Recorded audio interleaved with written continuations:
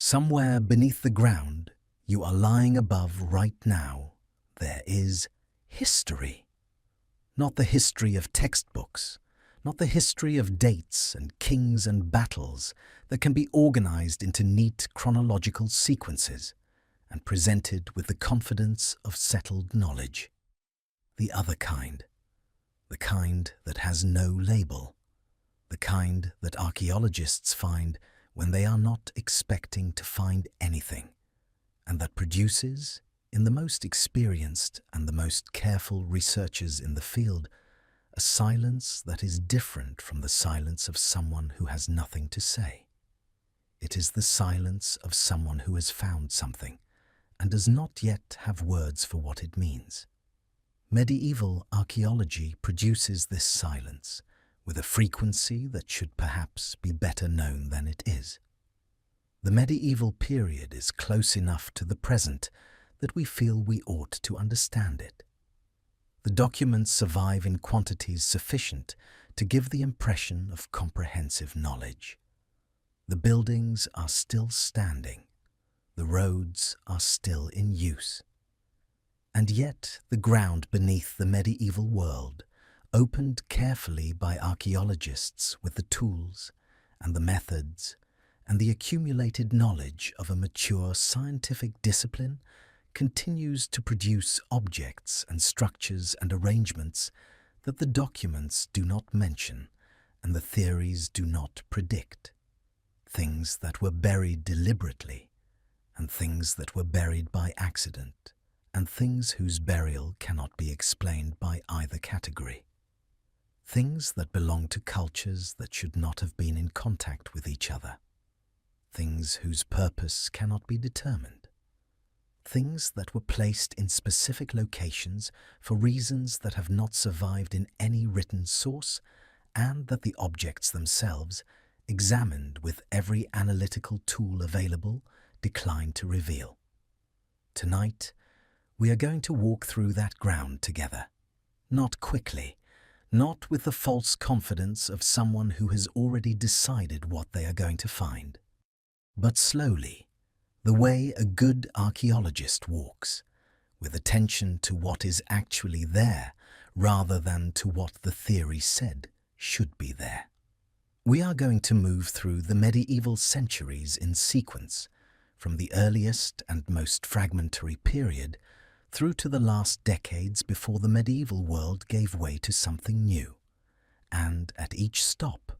we are going to spend time with the things that the ground has returned to us that we do not fully understand.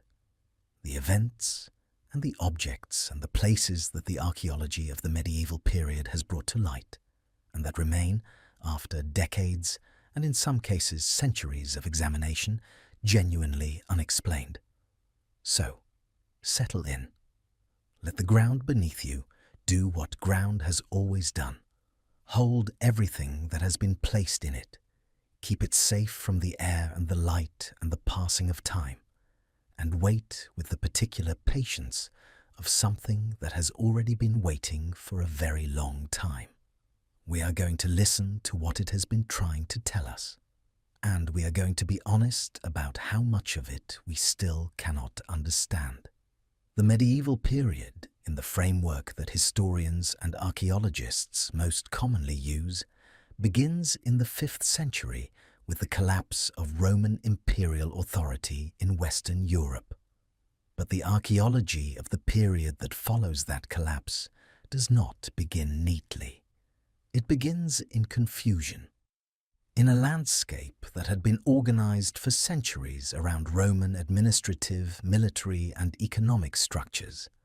and that was now, within the span of a few generations, reorganizing itself around principles that the archaeology can identify as present without being able to fully explain as coherent. The roads were still there. The buildings were still standing, or at least their ruins were. The aqueducts had fallen into disrepair, but their channels were still visible. And moving through this landscape of inherited Roman infrastructure, using it in ways that were sometimes continuous with its original purpose, and sometimes radically different from anything its builders had intended, were people whose material culture, whose objects and buildings and burial practices and settlement patterns, archaeology has spent 2 centuries trying to understand,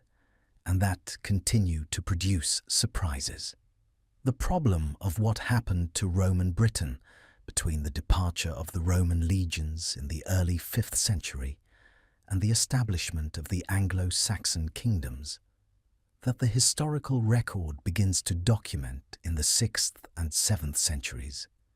is one of the most intensely studied and most persistently unresolved problems in British archaeology. The historical sources for this period are extraordinarily limited. The Venerable Bede, writing in the early 8th century, provides an account of the period that is vivid and confident, and that modern archaeology has found to be unreliable in ways that the confidence of Bede's writing does not suggest.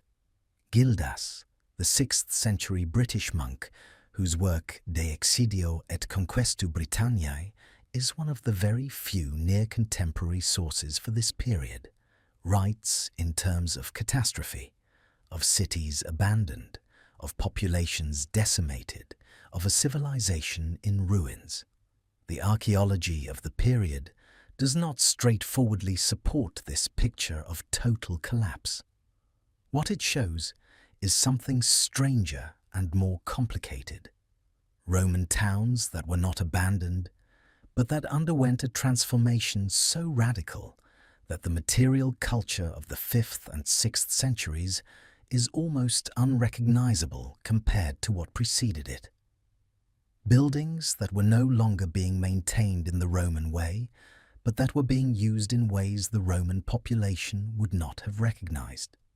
Objects that belonged to neither the Roman tradition nor the incoming Anglo-Saxon one, but that reflects something in between, a transitional culture whose nature and whose people are defined more by what they are not than by what they clearly are. Who were these people? What happened to the population of Roman Britain in the 2 centuries after the legions left? The archaeology returns objects and structures from this period with regularity. It returns answers with considerably less frequency. The ship burial at Sutton Hoo in Suffolk, excavated in 1939 and recognized immediately as one of the most significant archaeological discoveries ever made in Britain, has been studied continuously for more than 80 years and remains, in certain fundamental respects, as mysterious as it was on the day the first gold fittings emerged from the sandy soil of the Suffolk heathland. The burial, contained within the impression left by a large wooden ship that had been hauled inland and interred beneath a mound, contained an assemblage of objects of extraordinary quality and extraordinary geographical range. The helmet, now one of the most recognized objects in British archaeology, is of a type associated with Scandinavia. The silver bowls are Byzantine in origin. The gold buckle and the shoulder clasps are masterpieces of a specifically Anglo-Saxon art style. The coins, 37 Merovingian gold coins placed in a purse, appear to have been selected to represent a specific and deliberate total, rather than simply accumulated as wealth. The objects came from across the known world of the early 7th century, from Constantinople, from Scandinavia, from the Frankish kingdoms, from the Anglo-Saxon world itself, and they were assembled in a single burial context with a care and an intentionality that is obvious, and that the 80 years of analysis that have followed their discovery have illuminated in detail without exhausting. What has not been resolved, despite all of that analysis, is the most basic question that the burial poses. There is no body. The sand of Sutton Hoo is too acidic to preserve bone, and the absence of skeletal material means that the identity of the person for whom this extraordinary assemblage was gathered has never been established with certainty. The prevailing scholarly view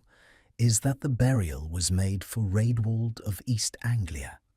a king whose importance in the early Anglo-Saxon political landscape is documented in Bede. But prevailing scholarly views are not certainties, and the person at the centre of Sutton Hoo, the individual for whom Byzantine silver and Scandinavian helmet design and Frankish gold coins were assembled in a Suffolk field sometime around the year 625, remains, in the most literal sense, absent from the record. The phenomenon of cenotaph burials, graves that were prepared and furnished as if for a body, but that contain no human remains, appears in early medieval archaeology with a frequency that scholars have found difficult to explain within any single theoretical framework. Sutton Hoo is the most famous example, but it is far from the only one.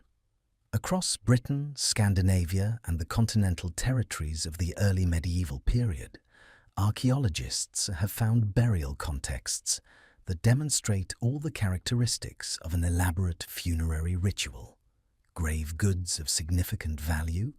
careful spatial arrangement of objects, evidence of feasting and ceremony at the burial site, without the body that all of this preparation was ostensibly for. The explanations that have been proposed are varied. Some cenotaphs were probably made for individuals who died far from home, at sea or in battle, whose bodies could not be recovered. Some may represent the burial of individuals whose bodies were considered ritually impure, or whose deaths occurred under circumstances that required a separation between the person and the normal burial rite. Some may reflect beliefs about the soul or the afterlife that involved the physical body less centrally than the standard funerary interpretation assumes. But the frequency of cenotaph burials in the early medieval record and the extraordinary care with which many of them were prepared suggests that something more systematic and more theologically significant was happening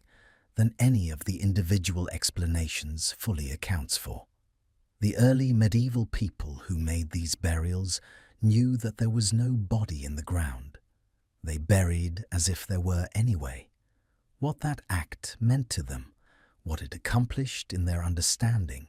is a question that the graves themselves, however carefully excavated and however thoroughly analysed, have not answered. The distribution of early medieval cemeteries across the British landscape presents archaeologists with a pattern that does not match any simple model of population movement or cultural change. The Great Migration period cemeteries of the 5th and 6th centuries, in which the dead were buried with objects that reflect a mixture of late Roman, Anglo-Saxon, and other cultural traditions, in proportions that vary significantly from site to site, suggest a population that was not simply replacing one culture with another, but that was negotiating a complex and localized process of cultural mixing whose precise nature is different at every site where it is examined. Some cemeteries show a clear transition from late Roman burial practices to early Anglo-Saxon ones within a single generation, with family groups where the older burials follow Roman conventions and the younger ones follow Anglo-Saxon ones. Others show the two traditions existing side by side for much longer periods without clear resolution. Others show combinations of objects from both traditions within single burials that suggest individuals who were navigating their cultural identity in ways that the binary Roman versus Anglo-Saxon framework of the early archaeological literature cannot accommodate. The people in these graves were real, They made specific choices about how to bury their dead, choices that reflected specific beliefs and specific social negotiations and specific understandings of who they were and where they belonged. Those choices are visible in the archaeology. The thinking that produced them is not. The early medieval period in Ireland presents archaeological mysteries that are distinct from those of Britain, but equally profound. The landscape of early medieval Ireland is marked by thousands of ring forts, circular enclosures defined by earthen banks and ditches, whose distribution across the Irish countryside is dense enough that they are a consistent feature of the agricultural landscape even today, visible from the air as circular marks in fields and surviving as earthworks in areas that have not been intensively cultivated. The ring forts were the basic unit of settlement in early medieval Ireland, the homesteads of farming families across the period, roughly from the 5th to the 12th centuries. They are well documented in the Irish legal and literary sources of the period, and their basic function as agricultural enclosures is not in dispute. What is less clear is why certain ring forts, excavated with the full range of modern archaeological methods, contain evidence of activities that the legal and literary sources do not describe, and that do not fit easily into the picture of ordinary farming life that the documentary record presents. Unusual deposits of animal bones in configurations that suggest ritual rather than domestic disposal. Objects from distant places whose presence at a rural Irish ring fort has no obvious explanation in terms of trade or exchange networks. Structural features whose purpose cannot be determined from analogy with any other known site type. The ring fort as an archaeological category is well understood in its general outlines and persistently mysterious in its specific details, a combination that characterizes the archaeology of the early medieval period across much of Europe.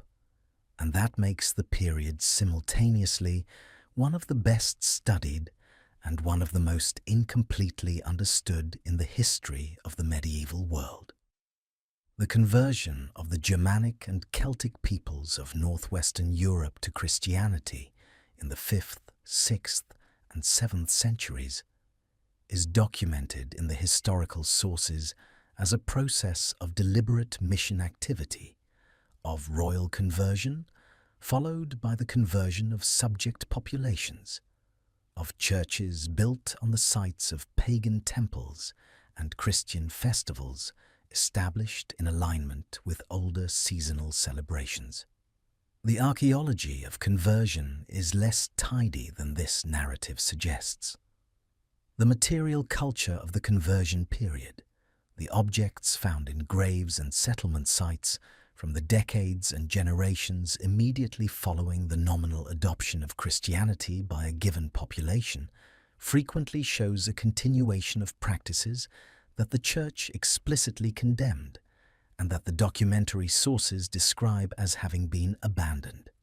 Grave goods, which Christian theology did not require and which the Church actively discouraged, continued to be placed with the dead in significant quantities in many regions, well after the historical record describes those regions as Christian. Amulets and objects associated with pre-Christian religious practice appear in archaeological contexts that are otherwise clearly Christian, found in churches, in monastic settings, alongside explicitly Christian objects. The archaeology of early medieval Christianity is the archaeology of a population that was in the process of adopting a new belief system while maintaining significant continuity with the old one, a process that was messier and more prolonged and more genuinely hybrid than the conversion narratives of the documentary sources acknowledge. What those people actually believed in the privacy of the domestic spaces that the archaeology reveals is a question that the objects they left behind raise without answering. The mysterious disappearance of the sub-Roman population from certain regions of Britain in the 5th and 6th centuries is documented archaeologically by the absence of the material culture that should be present if those regions were continuously inhabited through the transition period. In parts of eastern England, the archaeological record effectively goes blank for a generation or two following the end of Roman administration. The Roman material culture ends. The Anglo-Saxon material culture begins. And between the two, there is a gap in which the archaeology finds almost nothing, a silence in the ground that corresponds to a silence in the documentary record, and that has generated more scholarly controversy than almost any other question in early medieval British archaeology. Did the population of these regions die? Were they displaced? Did they simply stop producing the kinds of objects that archaeology can recover, living in a material poverty so complete that they left no recoverable trace? Or is the gap an artifact of the archaeology itself, a reflection of the difficulty of identifying the material culture of a population in rapid transition rather than a genuine absence of population? The debate between these positions has been running for decades. The ground has not yet provided the evidence that would settle it. There is a particular quality to the 8th, 9th and 10th centuries that makes them simultaneously more visible and more mysterious than the period that preceded them. More visible because the documentary record thickens, because the monasteries that were being established across Europe in increasing numbers were producing chronicles and legal documents and correspondence in quantities that the earlier period could not match, because the material culture of the period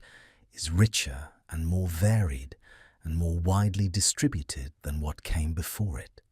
and more mysterious precisely because of that richness, because the more the archaeology of this period finds, the more clearly it reveals the gaps between what the documents say was happening and what the objects in the ground suggest was actually happening. Between the official narrative of a Europe organizing itself around Christianity and feudal hierarchy, and the unofficial narrative that the buried things tell when they are allowed to speak without the documents talking over them. This is the period of Charlemagne and Alfred the Great, and the Viking expansion, of monastery building and manuscript illumination, and the consolidation of royal power across territories that had been fragmented since the Roman collapse. It is also the period of some of the most genuinely inexplicable archaeological discoveries that the medieval centuries have produced. Discoveries that sit in the middle of a period we think we understand reasonably well, and that remind us, with the quiet insistence of objects that have been waiting in the ground for 11 or 12 centuries, that what we understand is the surface. That beneath the surface, the ground holds things that the documents never mentioned, and that the theories did not predict. The Viking world, as archaeology has reconstructed it over the past century and a half of excavation across Scandinavia, Britain, Ireland, the North Atlantic, and the river systems of Eastern Europe, is considerably more complex and considerably more surprising than the popular image of Norse raiders in horned helmets. An image that is itself archaeologically inaccurate, since no Viking Age helmet with horns has ever been found, would suggest. The burial traditions of the Viking Age are among the most extensively studied aspects of Norse material culture, and they continue to produce discoveries that revise the scholarly understanding of what the Norse world was and who the people who inhabited it were. The Oseberg ship burial, excavated in Norway in 1904 and containing 2 women buried together with extraordinary richness in a ship of exceptional quality, raised questions about gender and power in the Viking Age that Norse scholarship spent much of the 20th century attempting to answer, and that recent re-examination of the burial's contents has made considerably more complex rather than less. The older of the 2 women, whose identity has been the subject of sustained debate, was buried with objects suggesting the highest social status. The younger woman's identity and her relationship to the older one is not established. The chamber at the stern of the ship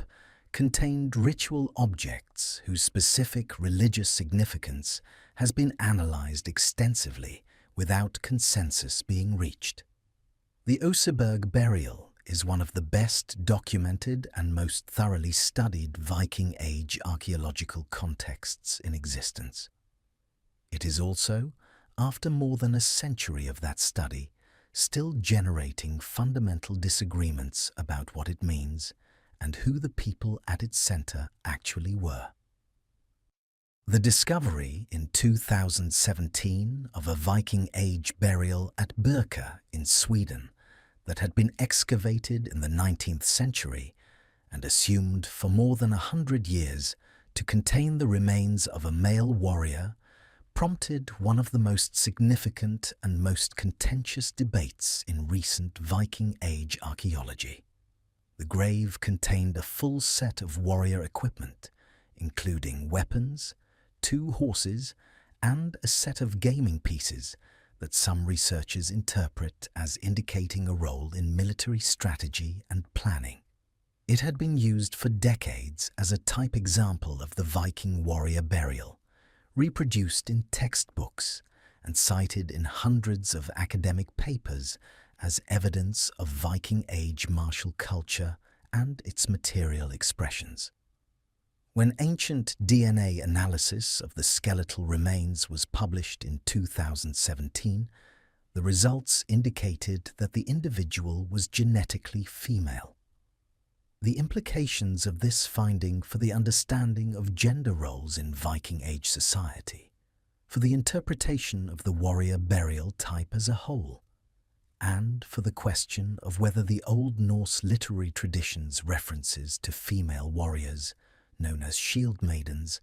reflected a genuine social reality or a purely literary convention, produced a scholarly debate whose intensity and whose political resonance in the contemporary world have made it one of the most widely discussed archaeological findings of recent years. What the Birka burial actually tells us about gender and warfare and social identity in the Viking Age is a question that the DNA analysis opened rather than closed, and that the field of Viking Age archaeology is still working through with a combination of intellectual excitement and methodological caution. The settlement patterns of the Viking Age in the British Isles present archaeologists with a distribution problem that has not been satisfactorily resolved.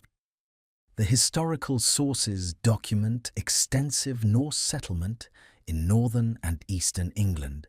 in the islands of Scotland and in Ireland,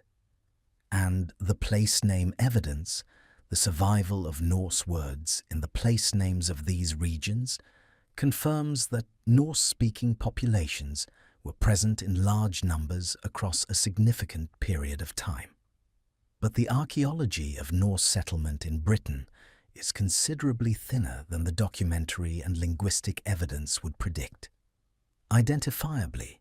Norse material culture is relatively rare in the regions where Norse settlement was supposedly most dense, and the settlements themselves, the farms and the towns and the rural homesteads of the Norse settlers, have proven difficult to identify archaeologically in ways that the scale of the historically documented settlement does not explain.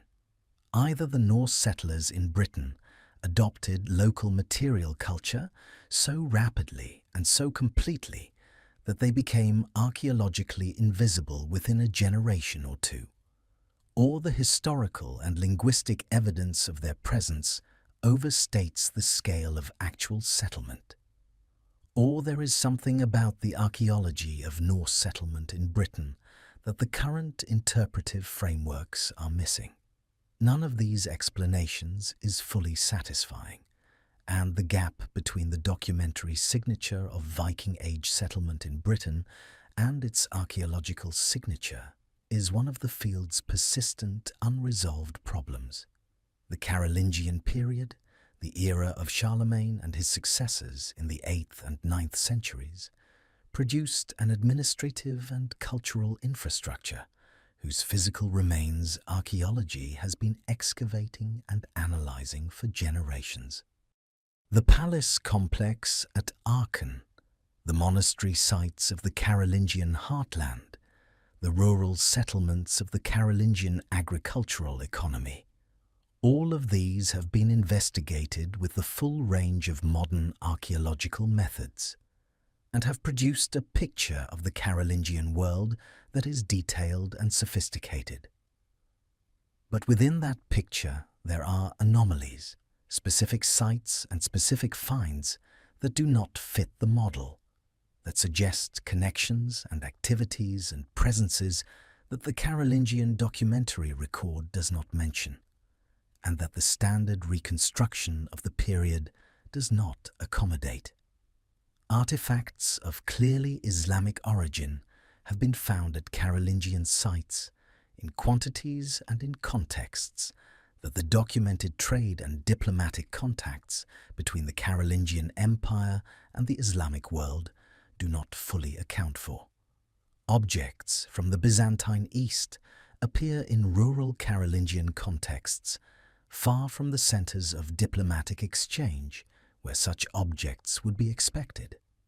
The distribution of certain types of high-quality metalwork across the Carolingian landscape follows patterns that do not correspond to the centers of production identified by historical sources, and that suggest either the existence of workshops whose locations have not been identified, or a system of distribution whose mechanisms have not been understood. The Carolingian world, seen through its documents, is an empire with clear centers and clearly understood peripheries. Seen through its archaeology, it is a more complicated place, more connected to distant worlds, and more varied in its internal organization than the documents suggest. The archaeology of Carolingian monasticism presents specific mysteries that the extraordinary richness of the Carolingian monastic documentary record makes more rather than less puzzling.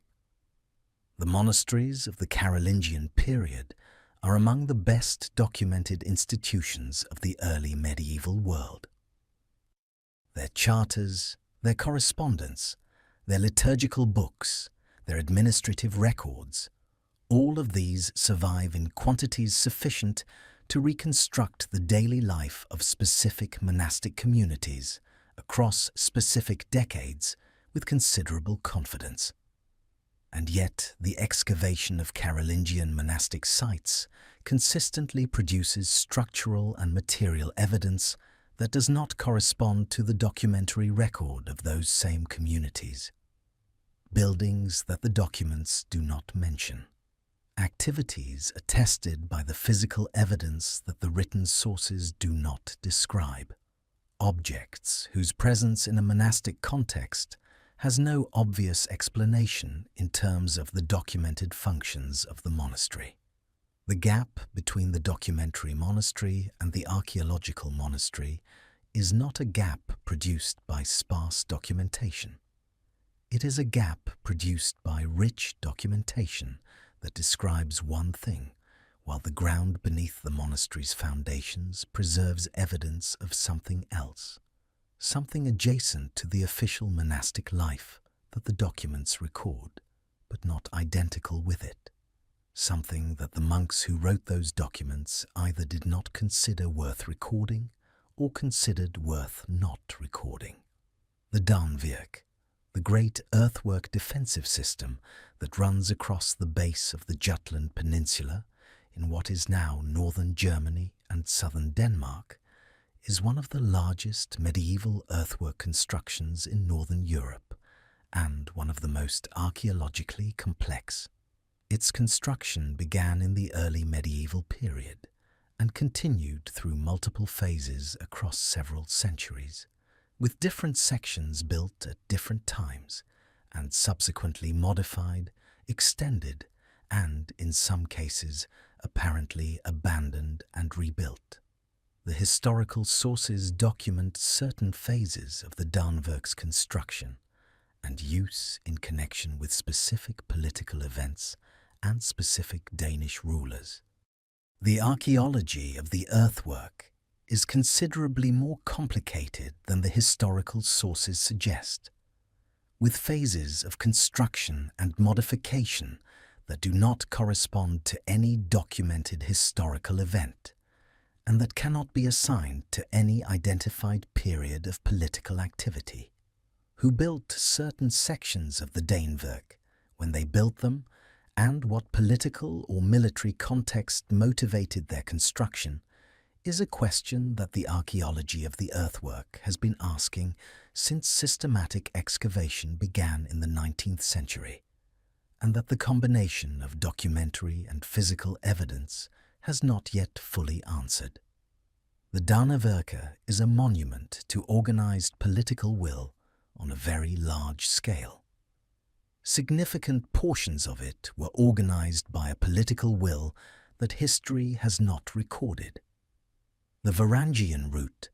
the network of river portages and water routes through Eastern Europe that connected Scandinavia to the Byzantine Empire and the Islamic world, via the river systems of what is now Russia and Ukraine,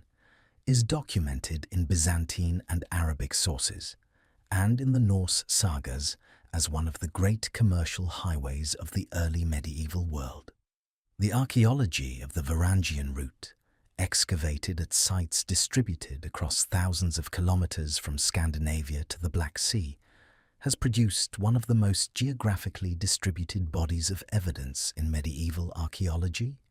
and that evidence raises questions about the scale, the organization, and the cultural consequences of the Varangian trade that the documentary sources do not address.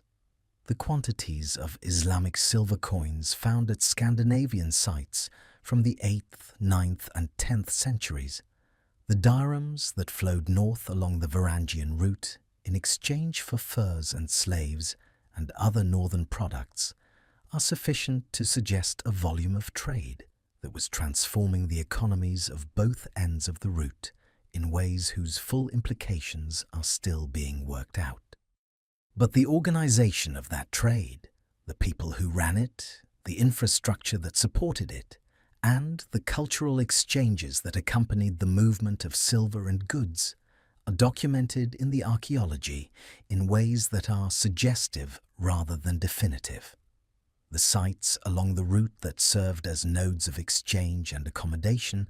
the emporiums and trading posts whose archaeological traces have been identified across the Russian river system, were occupied by populations whose ethnic and cultural identity the material culture does not clearly establish. Were they Scandinavian traders who had settled permanently along the route?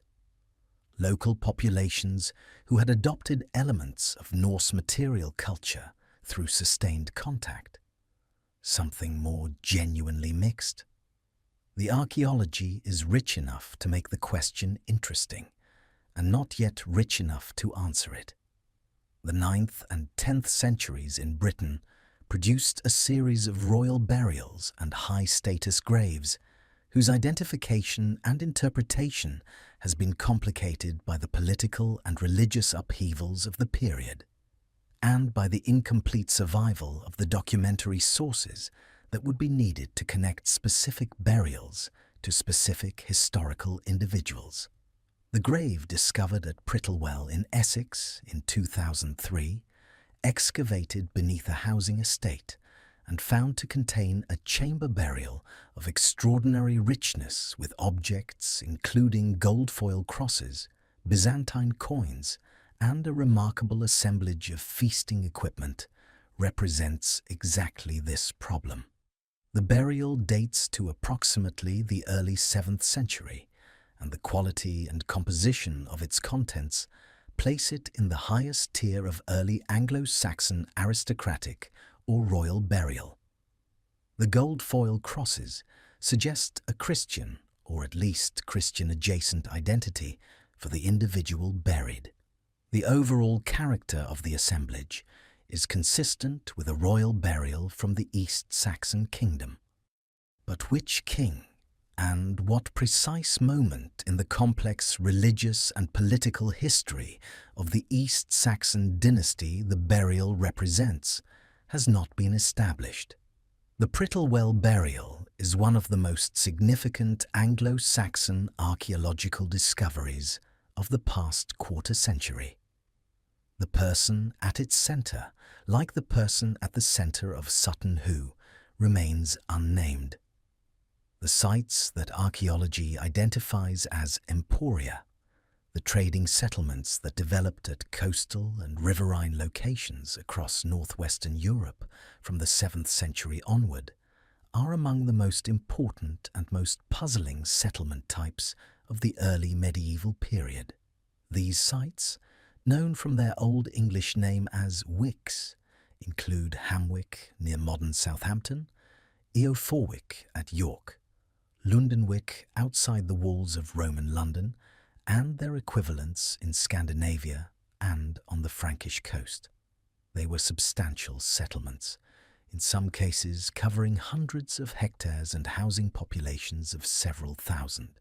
engaged in craft production and long-distance trade on a scale that the early medieval period is not usually credited with sustaining. And then, in the late 9th and early 10th centuries, most of them were abandoned. The population moved, the craft production relocated. The trading networks that had sustained these settlements for 2 or 3 centuries reorganized themselves around different nodes. The historical explanation most commonly offered is Viking raiding, the vulnerability of undefended coastal trading sites to Norse attack, making them untenable in the period of intense raiding that preceded and accompanied the Viking settlements. But the archaeology of the Emporia abandonment is more complicated than this explanation accommodates. Some sites show evidence of abandonment before the period of most intense raiding. Others were reoccupied after the Viking threat diminished and their populations did not simply return. The reorganization of early medieval trading networks in the 9th and 10th centuries was a real and significant economic transformation, whose causes the archaeological evidence identifies as multiple and interacting, and that the single explanation of Viking disruption does not fully account for. What drove it, and what the people who lived through it understood about what was happening to the world their parents and grandparents had built, is a question that the Emporium sites, excavated down to their last post holes and their last discarded bone fragments, have raised without answering. The strange deposit found during excavations at the site of the early medieval monastery on the island of Lindisfarne, off the Northumbrian coast, a site whose historical significance as one of the great centres of early medieval Christianity in Britain is beyond dispute, represents a category of archaeological find that appears regularly in the excavation of early medieval ecclesiastical sites, and that the interpretive frameworks of early medieval archaeology have never satisfactorily accounted for. Among the structural and material remains of the monastic period, archaeologists found deposits of objects that had been deliberately buried in configurations that suggest ritual intent, but that do not correspond to any Christian ritual practice documented in the historical sources. The objects themselves were a mixture of clearly Christian items and objects of a type associated with pre-Christian practice, deposited together in a way that implies not the conflict between the two traditions that the documentary sources emphasize, but their coexistence, their literal burial together in the same carefully prepared deposit by the same hands. Who buried these things, when they buried them, and what the act of burial meant to them, whether it was a disposal of objects considered dangerous or impure, a preservation of objects considered sacred, or something that the available conceptual categories do not describe, is a question that Lindisfarne's extraordinary historical profile makes more rather than less pressing. The holiest site of Northumbrian Christianity was, at some point in its early medieval history, the location of a burial whose contents suggest that the boundary between Christianity and what preceded it was, in the hands of the people who actually inhabited the monastery, considerably more permeable than the official record of the conversion implies. There is something about standing at the base of a medieval cathedral that no photograph and no description fully prepares you for. The scale is one part of it, the way the stone rises above you in quantities that the eye struggles to organize into a coherent whole, the way the building occupies not just space, but the quality of the air around it, the light, the sound, the temperature. But there is something else as well, something that the scale alone does not account for, a quality of intention that the building communicates even to a visitor who knows nothing about its history or its construction. Someone wanted this. Someone wanted it badly enough to organize the labor of thousands of people across decades or generations, to solve engineering problems that the available theory was not equipped to solve, to create something that would outlast everyone involved in making it by centuries and possibly by millennia. That intention is present in the stone in a way that is almost physical, almost tactile, as if the wanting that produced the building has been somehow preserved inside the material, along with the mechanical stresses and the chemical bonds. And beneath that intention, beneath the foundation courses that the building rests on, and the ground that the foundation courses rest on, the archaeology of the 11th and 12th centuries has found, with a consistency that has gradually shifted from surprising to expected among researchers who specialize in this period, things that the intention of the builders did not plan for, and that the documents produced by the institutions that commissioned the buildings do not describe, things that were already there when the builders arrived, things that were placed there during the construction for reasons that the construction records do not mention, things that suggest that the great building projects of the high medieval period were layered in ways that are only now becoming visible over a much older and much stranger landscape than the builders themselves may have fully known. The 11th and 12th centuries represent the period of the most intensive building activity in medieval European history. The Norman conquest of England in 1066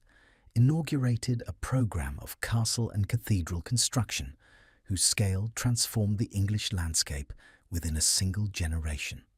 Across France, the Low Countries, the Rhineland, and Italy, the Romanesque architectural tradition was being pushed toward its limits, and then beyond them, in buildings whose ambition consistently exceeded the theoretical resources available to their designers. The Gothic Revolution, which began in the Ile-de-France in the middle of the 12th century, and spread outward from there with a speed that suggests the existence of information networks, considerably more efficient than the documented channels of architectural communication would imply. Produced buildings that were structurally impossible by the standards of the engineering knowledge that preceded them, and that remain, even in the context of modern structural analysis, objects of considerable professional respect. All of this building activity disturbed the ground. It disturbed it on a massive scale, excavating foundations deep into the earth of sites that had been occupied in many cases for centuries or millennia before the medieval builders arrived. And what came out of that disturbed ground, what the medieval builders found when they dug their foundation trenches, and what archaeologists have found when they have excavated beneath medieval buildings in the centuries since, tells a story about the landscape beneath the medieval world that the medieval world itself was only partially aware of, and that modern archaeology is still in the process of reading.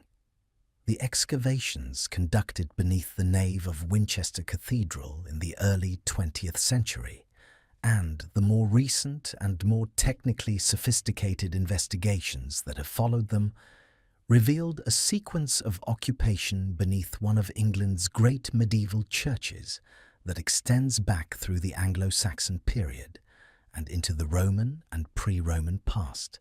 layer upon layer of human activity accumulated in the same small area of ground across more than 2,000 years. This kind of stratigraphic depth is not unusual beneath medieval cathedrals. What is unusual about Winchester, and what has made it a subject of sustained archaeological attention, is the nature of certain deposits found in the layers immediately beneath the Norman cathedral's foundations, deposits that date to the period immediately before the Norman construction began, and that contain objects and structural features whose relationship to the cathedral building program cannot be established with confidence. There is evidence of deliberate deposition, of objects placed in specific locations in the ground in ways that suggest intentionality without clearly indicating purpose. There is evidence of structures that were dismantled in a way that preserved their locations rather than simply destroying them, as if whoever was responsible for clearing the site for the Norman builders wanted to mark where the earlier structures had been without preserving them above ground. Whether this was done by the Norman builders themselves, preserving something they found and considered significant, or by the people who occupied the site immediately before the Normans arrived, leaving something behind that they expected to return to, is a question that the stratigraphy alone cannot answer. The ground at Winchester remembers everything. It explains very little. The construction of the Tower of London, begun by William the Conqueror immediately after the Norman conquest and continued by his successors across the following centuries, involved the excavation and construction of foundations in a part of London whose archaeological deposits are among the most complex and the most densely layered in Britain. The Roman fort of Londinium underlies the tower site, and Roman structural remains have been found incorporated into the medieval fabric in ways that suggest the Norman builders were aware of what they were building over and made specific decisions about how to relate their new construction to the Roman infrastructure they found beneath their foundations. But the Roman archaeology is not the most puzzling aspect of the tower's archaeological substructure. More puzzling are the deposits that date to the period between the end of Roman occupation and the Norman construction, the same problematic transitional period that we encountered in our discussion of the earlier centuries. The Tower of London site shows evidence of occupation and activity in the post-Roman period that the documentary record of London in these centuries does not account for. Structures that are not Roman and not Norman, and that do not fit neatly into the Anglo-Saxon settlement patterns that archaeology has identified elsewhere in the city. Deposits whose contents suggest activities that the available models of early medieval London do not predict. The Tower of London is one of the most visited and most written about medieval buildings in the world. Beneath its foundations, the archaeology of the city it was built to dominate is still producing questions that the long history of excavation and analysis in this intensely studied site has not yet resolved. The phenomenon that medieval architectural historians call spolia, the deliberate reuse of materials from earlier structures in new buildings, is documented across the entire medieval period and is generally understood as a pragmatic response to the availability of pre-cut stone and other materials from Roman ruins. But the archaeology of spolia in 11th and 12th century buildings suggests that the reuse of earlier materials was sometimes considerably more than pragmatic, that specific objects and specific structural elements were selected for incorporation into new buildings in ways that imply a significance beyond their material utility. Roman columns incorporated into Romanesque church interiors in positions that emphasize their visibility and their distinctness from the surrounding medieval fabric. Pre-Roman standing stones incorporated into the foundations or walls of medieval churches in locations that suggest their placement was deliberate rather than casual. Objects of clearly pre-Christian religious significance found built into the fabric of medieval churches in positions that required them to be placed there during construction, not deposited afterward. The incorporation of these materials into Christian buildings could reflect a theology of supersession, a deliberate statement that the new faith had absorbed and overcome the old. It could reflect a more pragmatic attitude toward the power residing in certain objects, a sense that the spiritual charge of a pre-Christian sacred object could be captured and redirected by enclosing it within a Christian structure. It could reflect something else entirely, something that the available theological and anthropological categories do not fully describe. The buildings that contain these incorporated earlier materials are still standing. The thinking that put those materials in those specific places is not recoverable from the physical evidence alone, and the documents that might illuminate it either never existed or have not survived. The excavation of castle sites from the Norman period across England and Normandy has produced a pattern of finds beneath the motte and bailey constructions of the Conquest period that archaeology has documented with increasing consistency over the past several decades without arriving at a consensus interpretation. Beneath the earthworks of Norman castles, at a level that predates the castle construction, archaeologists have found deposits that suggest the deliberate preparation of the site before building began, a preparation that goes beyond the practical requirements of foundation construction, and that includes the deliberate deposition of objects in specific locations within the area that the castle would subsequently occupy. Animal bones arranged in configurations that suggest ritual rather than domestic disposal. Fragments of objects that appear to have been deliberately broken before deposition. Deposits of charcoal and burned material in locations that do not correspond to any structural feature of the castle itself. The interpretation of these deposits is complicated by the likelihood that the Norman castle builders were constructing on sites that had been significant in the pre-Norman landscape for reasons that the Norman documentary record does not mention, and that what archaeology finds beneath the castles may be the residue of pre-Norman activity at those locations rather than something the Norman builders themselves deposited. But distinguishing between these two possibilities, establishing whether the anomalous deposits beneath Norman castles were made before or during the castle's construction, is a stratigraphic problem that the excavations conducted to date have not always been able to resolve with confidence. Imagine that you are an archaeologist. You have spent 3 seasons excavating the foundations of a 12th century English church in a small rural parish. You have good stratigraphic control. You have a reasonably complete picture of the building's construction sequence. And then, in the final week of the final season, your team opens a small trench in the northeast corner of the nave, the corner that, in medieval church symbolism, is associated with darkness and with the devil.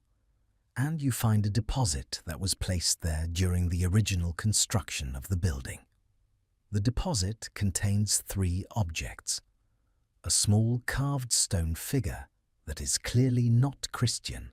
and that does not correspond to any identified pre-Christian religious tradition from this region; a bundle of organic material preserved by the waterlogged conditions of the deposit that subsequent analysis identifies as a mixture of plants with no obvious practical use, but with a distribution in medieval herbal literature that associates them with protective or apotropaic practice; and a piece of worked bone whose purpose you cannot determine and whose parallels you cannot find in any comparative collection you have access to. The objects were placed there in that specific corner by the people who built the church at the moment of its construction. They were covered by the church's own foundations and have been sealed beneath the floor of a Christian place of worship for 900 years. What do you do with this? How do you write it up? What does it mean? This scenario is not hypothetical. Variations of it have been encountered by archaeologists working on 11th and 12th century church sites across Britain and Europe with sufficient frequency that the deposits have a name in the archaeological literature. They are called foundation deposits or building deposits, and their interpretation remains one of the most contested areas of medieval archaeology precisely because they sit at the intersection of the officially documented medieval world and the unofficially practiced one, between what the church said its buildings were for and what the people who built those buildings appear to have believed about the spiritual requirements of new construction. The Cluniac monastic reform movement of the 10th and 11th centuries produced a network of monasteries across Europe that shared a common liturgical practice, a common architectural vocabulary, and a common organizational structure centered on the great mother house at Cluny in Burgundy. The archaeology of Cluniac monasticism has illuminated the physical expression of this network in considerable detail, tracing the spread of specific architectural forms and specific material culture types across the hundreds of houses affiliated with Cluny across France, England, Spain, Italy, and the Holy Roman Empire. But the excavations at Cluny itself, conducted most intensively in the early 20th century after the destruction of most of the medieval church during the French Revolution, produced findings that the architectural and documentary history of the house does not account for. Beneath the foundations of the great Romanesque church, one of the largest buildings in the medieval world before its destruction,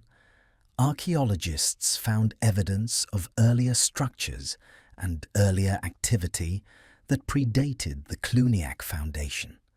and that suggested the site had been significant in the landscape before the monks arrived and chose it for their community. The nature of that earlier significance, what it was about this specific location in the Burgundian landscape that attracted both the pre-Cluniac activity and the monastic foundation that replaced it, is a question that the documentary sources for the Cluniac foundation do not address, and that the archaeology beneath the church's foundations raises without providing a clear answer. The great pilgrimage routes of the 11th and 12th centuries, the roads that carried hundreds of thousands of travellers from across Europe towards Santiago de Compostela, Rome and Jerusalem, left an archaeological signature in the landscape that is both extensive and surprising. The hospitals and hostels that served the pilgrims, the churches built at intervals along the routes to provide liturgical services for travellers, the bridges and road improvements that made the routes more passable, all of these are documented in the historical sources and confirmed by the archaeology. But the archaeology of the pilgrimage routes also reveals a layer of activity that the official pilgrim infrastructure does not account for. A layer of informal and apparently unsanctioned activity at sites along the routes that suggests the pilgrimage landscape was being used for purposes that the Church did not authorize and did not record. Deposits of objects at natural features along the routes, springs and prominent rocks and old trees, that mirror the kind of votive deposition associated with pre-Christian sacred sites, and that were clearly being made by pilgrims who were simultaneously engaged in a formally Christian act of devotion. Structures along the routes that served functions that the pilgrim guidebooks of the period do not describe. Evidence of activities at officially sanctioned pilgrim sites that go beyond the devotional practices the historical sources document. The pilgrim on the road to Santiago was not simply a Christian traveller moving between documented points in an officially managed spiritual landscape. He or she was moving through a landscape that was layered with significance of many kinds, official and unofficial, Christian and older than Christian. And the archaeology of the routes preserves traces of all of those layers in ways that the official documentation of the pilgrimage preserves only the outermost. The Norman churches of Sicily, constructed in the 12th century by the Norman rulers of the island in a style that synthesized Latin Christian, Byzantine Greek Christian, and Islamic architectural traditions in combinations that have no parallel elsewhere in the medieval world, present archaeology and architectural history with questions about the nature of cultural synthesis in the medieval period that the buildings raise with extraordinary visual power and that the scholarly literature has examined without exhausting. The Palatine Chapel in Palermo, the Cathedral of Montreal, the Cathedral of Cefalù, all of these buildings combine mosaic programs of Byzantine derivation with architectural forms of Norman and Islamic origin, in spaces whose overall effect is genuinely unlike anything in the medieval world outside Sicily. The documentary history of their construction is relatively well preserved and establishes the general context of their patronage and their intended symbolic meanings clearly enough. What the documentary history does not fully explain is how the synthesis was achieved,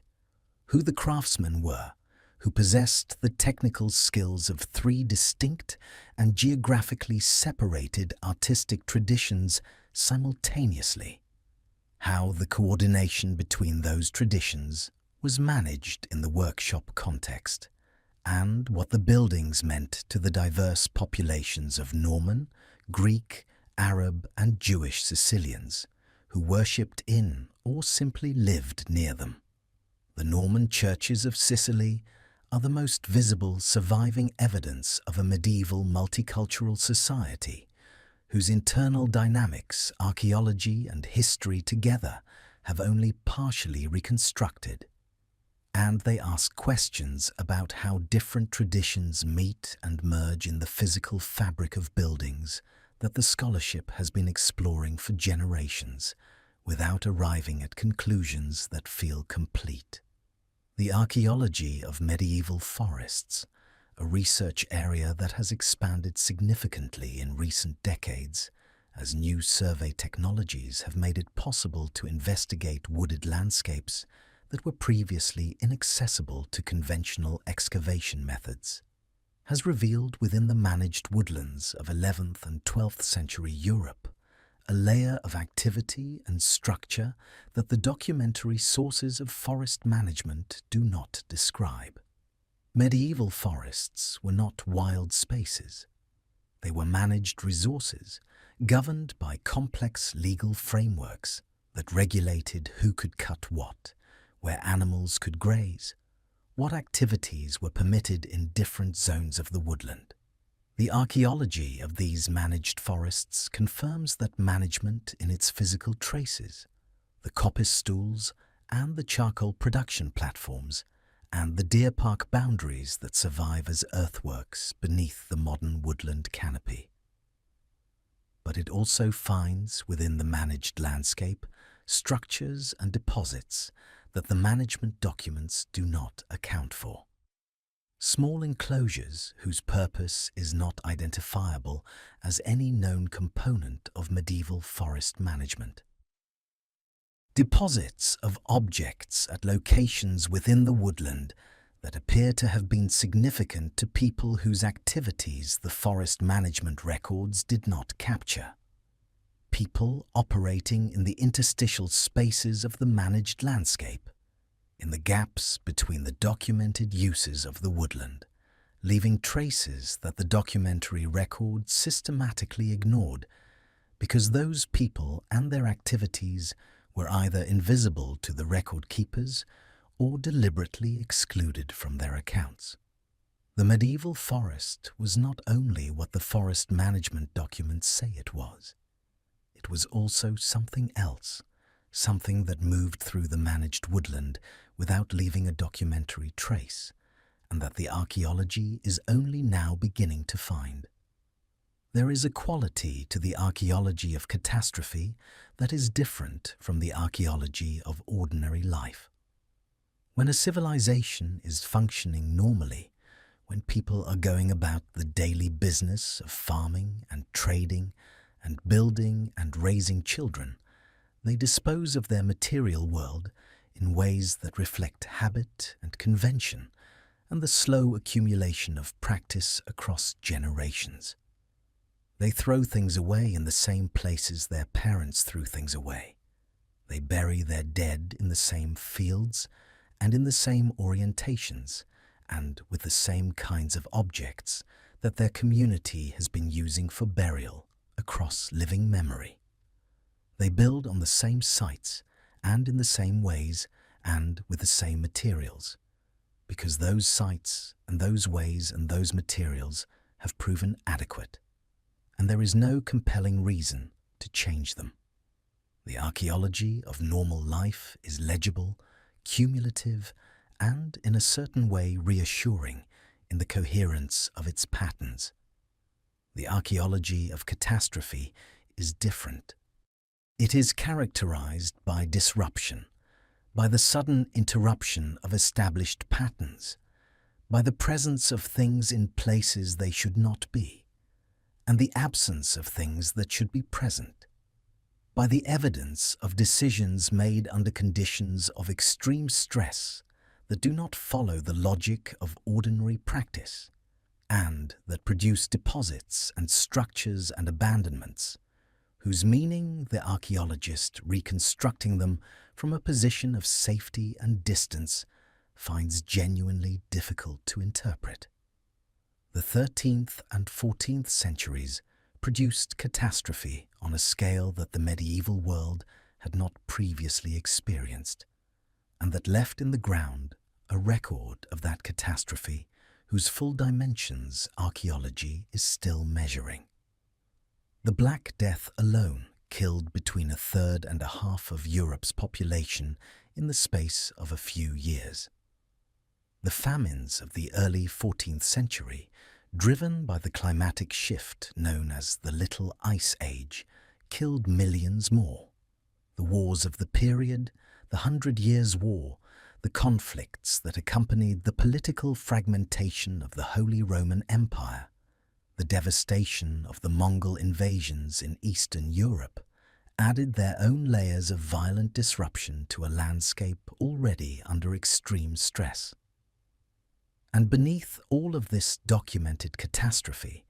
the archaeology of the period finds things that the catastrophe alone does not explain, things that were happening before the plague arrived and after it retreated, things that the crisis context makes more rather than less mysterious,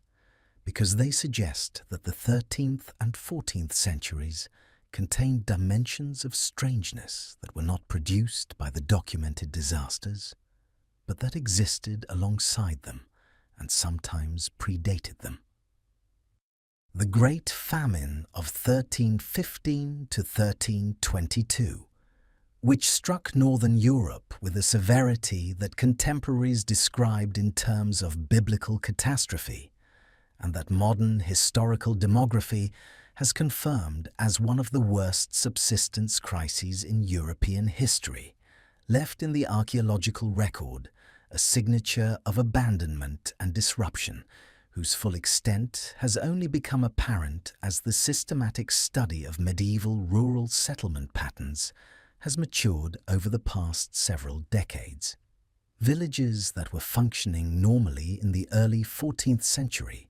evidenced by the full range of archaeological indicators of active occupation, show evidence of abandonment in the famine years that is sometimes total and sometimes partial, with portions of a settlement continuing in occupation while others were cleared and their inhabitants' fates left unrecorded. The abandonment deposits from famine period sites are archaeologically unusual in ways that distinguish them from the abandonment deposits of sites cleared for economic or administrative reasons in more stable periods. Objects that would normally have been removed or recycled when a settlement was deliberately and planfully abandoned are left in place, as if the departure was too rapid or too traumatic for the normal processes of clearance to be followed. Animals are found in locations that suggest they died in place, rather than being moved or slaughtered for food, which is counterintuitive in a famine context, and which suggests either that the famine conditions were so extreme that the animal's value as food was outweighed by the logistical impossibility of processing them, or that the abandonment happened for reasons that were not purely famine-related, and that the archaeological signature of the famine and the archaeological signature of some other process of abandonment are overlapping in ways that make them difficult to distinguish. The famine killed people. The archaeology confirms that. What it also suggests, in certain sites and certain deposits, is that other things were happening simultaneously that the famine explains only partially. The mass burial sites associated with the Black Death, excavated at locations across Europe from London to Florence to the Baltic coast, have produced skeletal evidence that epidemiologists and paleopathologists have been analyzing with increasing sophistication as ancient DNA techniques have improved the resolution of what can be recovered from medieval bone. The identification of Yersinia pestis, the bacterium responsible for plague, in the skeletal remains from medieval mass burials has been one of the most significant achievements of ancient DNA research in the past 2 decades, confirming the traditional identification of the Black Death as bubonic plague with a precision that purely historical analysis could not provide. But the ancient DNA research has also produced findings that complicate the straightforward identification of the Black Death as a single epidemic caused by a single pathogen. The genetic diversity of the Yersinia pestis strains recovered from different medieval plague sites suggests a more complex epidemic history than a single introduction and spread would produce, with multiple strains circulating simultaneously or sequentially in ways that the historical accounts of the plague's progress do not fully describe.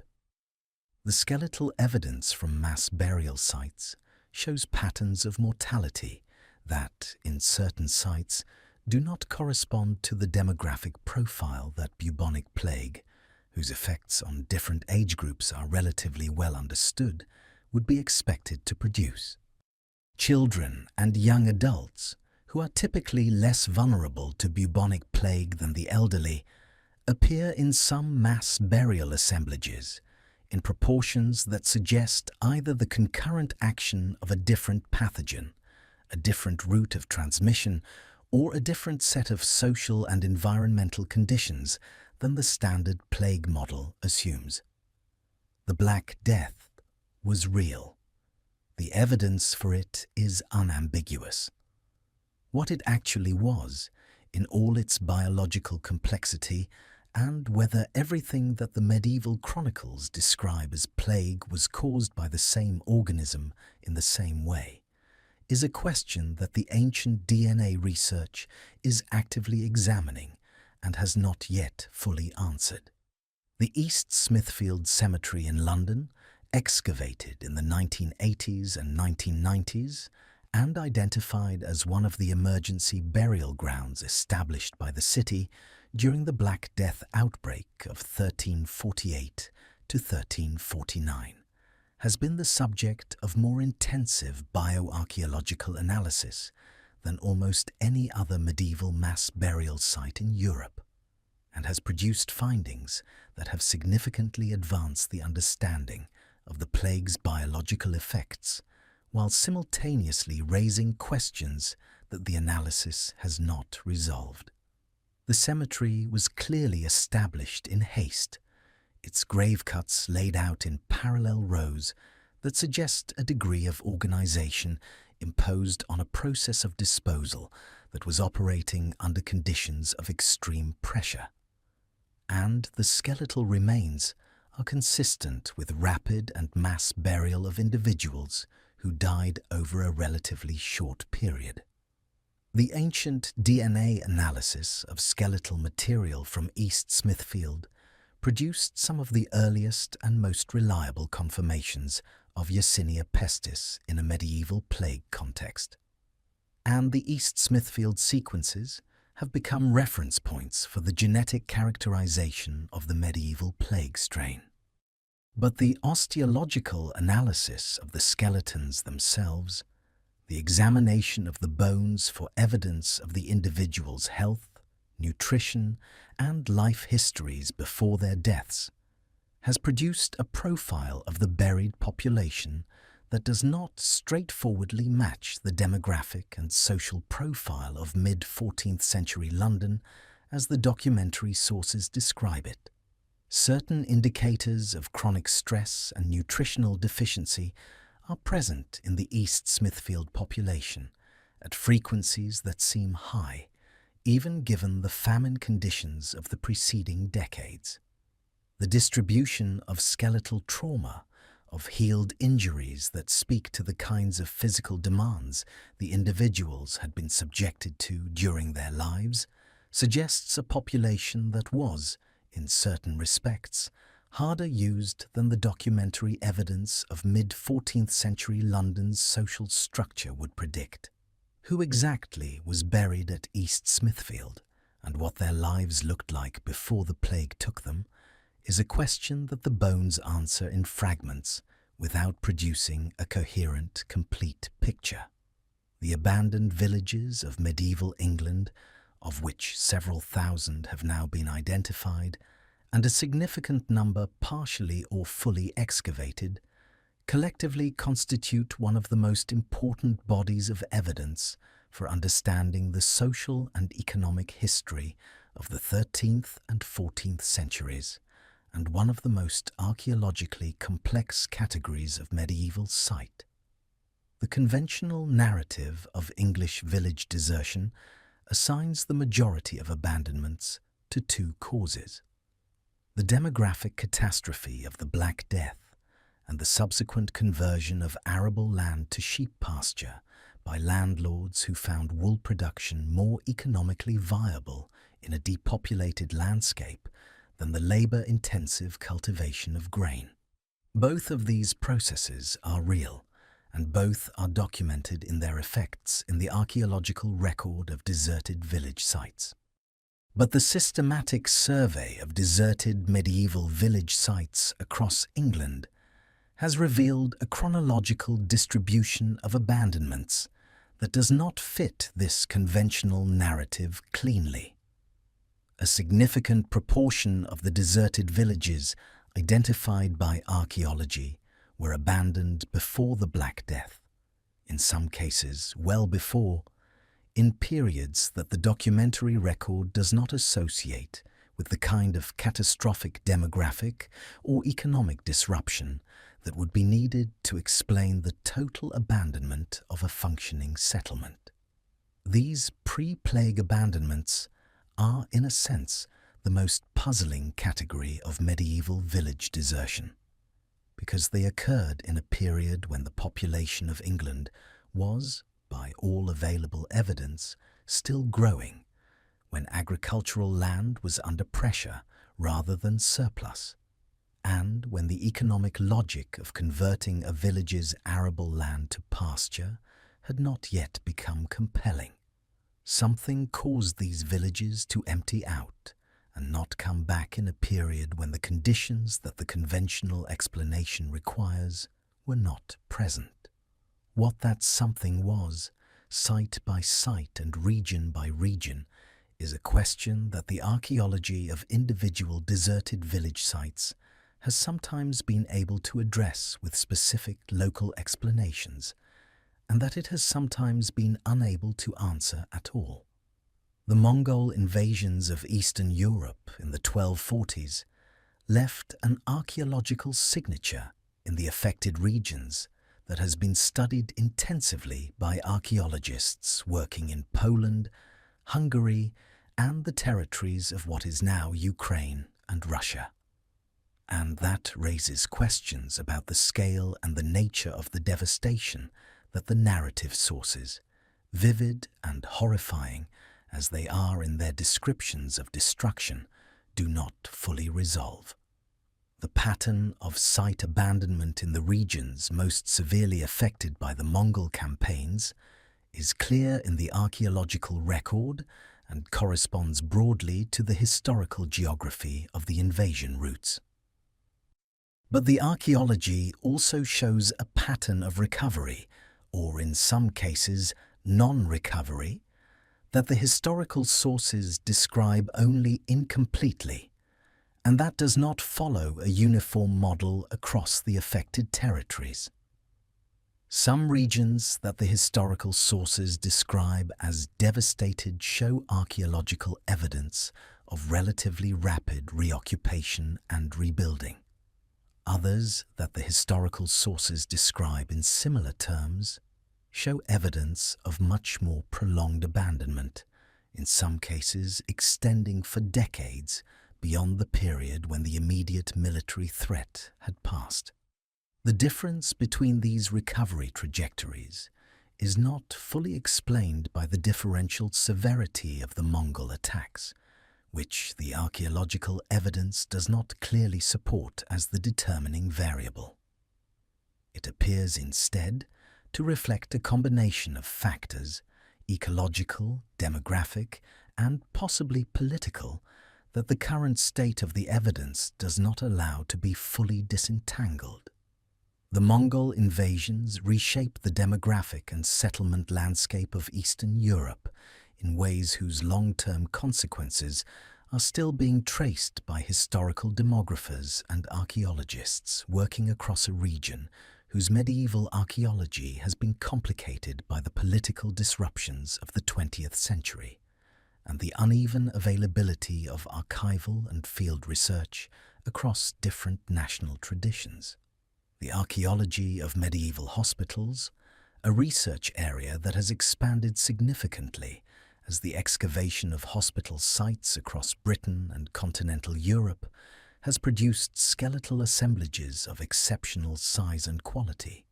has generated findings that medical historians and paleopathologists have found both illuminating and deeply puzzling. The skeletal populations from medieval hospital cemeteries provide a window into the health and disease experience of the medieval poor, the population that made up the majority of hospital patients in a period when these institutions served primarily as places of care for the destitute rather than as therapeutic facilities for the curable sick, with a clarity and a detail that the documentary sources of medieval medicine cannot match. The patterns of disease, trauma, and developmental disruption visible in the bones of medieval hospital populations are consistent with the conditions of poverty, malnutrition, and physical labor that the documentary sources describe. But they also contain anomalies, specific conditions present at frequencies that the available epidemiological models of medieval disease do not predict, and specific patterns of trauma and pathology that suggest experiences whose nature the skeletal evidence indicates without fully describing. The hospital cemetery at the site of St. Mary's Spital in London, one of the largest medieval hospital cemeteries excavated in Britain, with skeletal remains representing several thousand individuals buried across the 13th and 14th centuries, has produced a population-level picture of urban health in medieval London that is genuinely new information about the period, and that the analysis of which is still ongoing. What the bones of the St. Mary's Spital population tell us about the lives of medieval London's poor is already significant. What they will tell us when the full program of isotopic, ancient DNA, and osteological analysis currently underway is complete is something that the researchers involved are appropriately cautious about predicting, because the history of this kind of analysis is a history of surprises. The castles of the 13th and 14th centuries, built in the context of the military and political pressures of a period of sustained conflict across much of Europe, represent a category of medieval archaeological site whose surface archaeology is well documented and whose subsurface archaeology continues to produce unexpected findings. The great Welsh castles built by Edward I of England in the late 13th century, Caernarfon, Conwy, Harlech, Beaumaris, are among the most studied military architectural sites in Europe. Their construction accounts preserved with unusual completeness in the English royal records, and their physical fabric analysed by architectural historians across more than a century of systematic study. The accounts tell us who built them, when, and at what cost. They tell us the names of the master masons and the quantities of materials used. What they do not tell us, and what the archaeology beneath the castle's foundations has begun to reveal, is what was on these sites before Edward's building programs began, and what relationship the choice of these specific locations had to the pre-existing significance of the ground on which the castles were built. The site of Caernarfon, where the archaeology beneath the castle has revealed a sequence of occupation extending back through the Roman period to the prehistoric, was a place of established significance in the Welsh landscape long before the English arrived to build their fortress there. Whether Edward's choice of this specific site was purely strategic, reflecting the military logic of controlling a particular point in the Menai Strait, or whether it also reflected an awareness of the site's pre-existing significance and a deliberate decision to build English power on top of Welsh sacred geography, is a question that the building accounts do not address, and that the archaeology raises with a persistence that the scholarship has not yet fully engaged with. The phenomenon of deliberately concealed objects within medieval buildings, known in the archaeological literature as concealment deposits or witch bottles depending on their specific content and context, appears across the full range of medieval building types, from the grandest castles to the humblest rural cottages, and has been documented with increasing frequency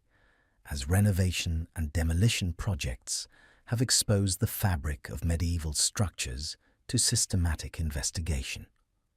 These deposits, which include dried cats placed in wall cavities, shoes hidden in roof spaces, ceramic vessels containing organic material buried beneath thresholds and hearths, written charms sealed within wall plaster, and a variety of other object types and configurations were clearly placed within the fabric of buildings at the time of their construction or during subsequent modifications, and were intended to remain concealed. Their function, in the framework of the folk belief systems that produced them, was protective, a means of warding off malevolent forces from the domestic space and its inhabitants. This interpretation is supported by the consistent placement of these deposits at liminal points within buildings, thresholds, chimneys, windows, the boundaries between inside and outside through which malevolent influences were believed to gain access. What the archaeology of concealment deposits reveals, in its consistency across the full social range of medieval building types and its persistence across the full temporal range of the medieval period and beyond, is a tradition of folk protective practice that was sufficiently widespread and sufficiently consistent to constitute a genuine feature of medieval material culture, a feature that the documentary sources almost entirely ignore because the literacy that produced those sources was concentrated in institutions, the church, the royal administration, the monasteries, that had strong reasons to discount or suppress evidence of the folk beliefs that these deposits express. The concealment deposits are the medieval population's own archaeology, the physical record of what people actually believed and actually did to protect themselves and their families, preserved in the walls and floors of the buildings that housed their lives, waiting for the moment when someone with a trowel and an open mind would find them and begin the work of understanding what they mean. The 14th century saw the production of a remarkable body of marginal imagery in illuminated manuscripts, images painted in the borders and margins of religious texts that depict scenes of extraordinary strangeness, hybrid creatures, inverted hierarchies, obscene parodies of sacred imagery, knights fighting snails, rabbits hunting humans, priests performing mass for audiences of animals, all executed with a technical skill and a visual imagination that the mainstream religious content of the manuscripts they accompany does nothing to prepare the viewer for. The interpretation of this marginalia has generated a substantial scholarly literature that has proposed explanations ranging from straightforward comic relief to sophisticated theological commentary, to evidence of suppressed heterodox traditions,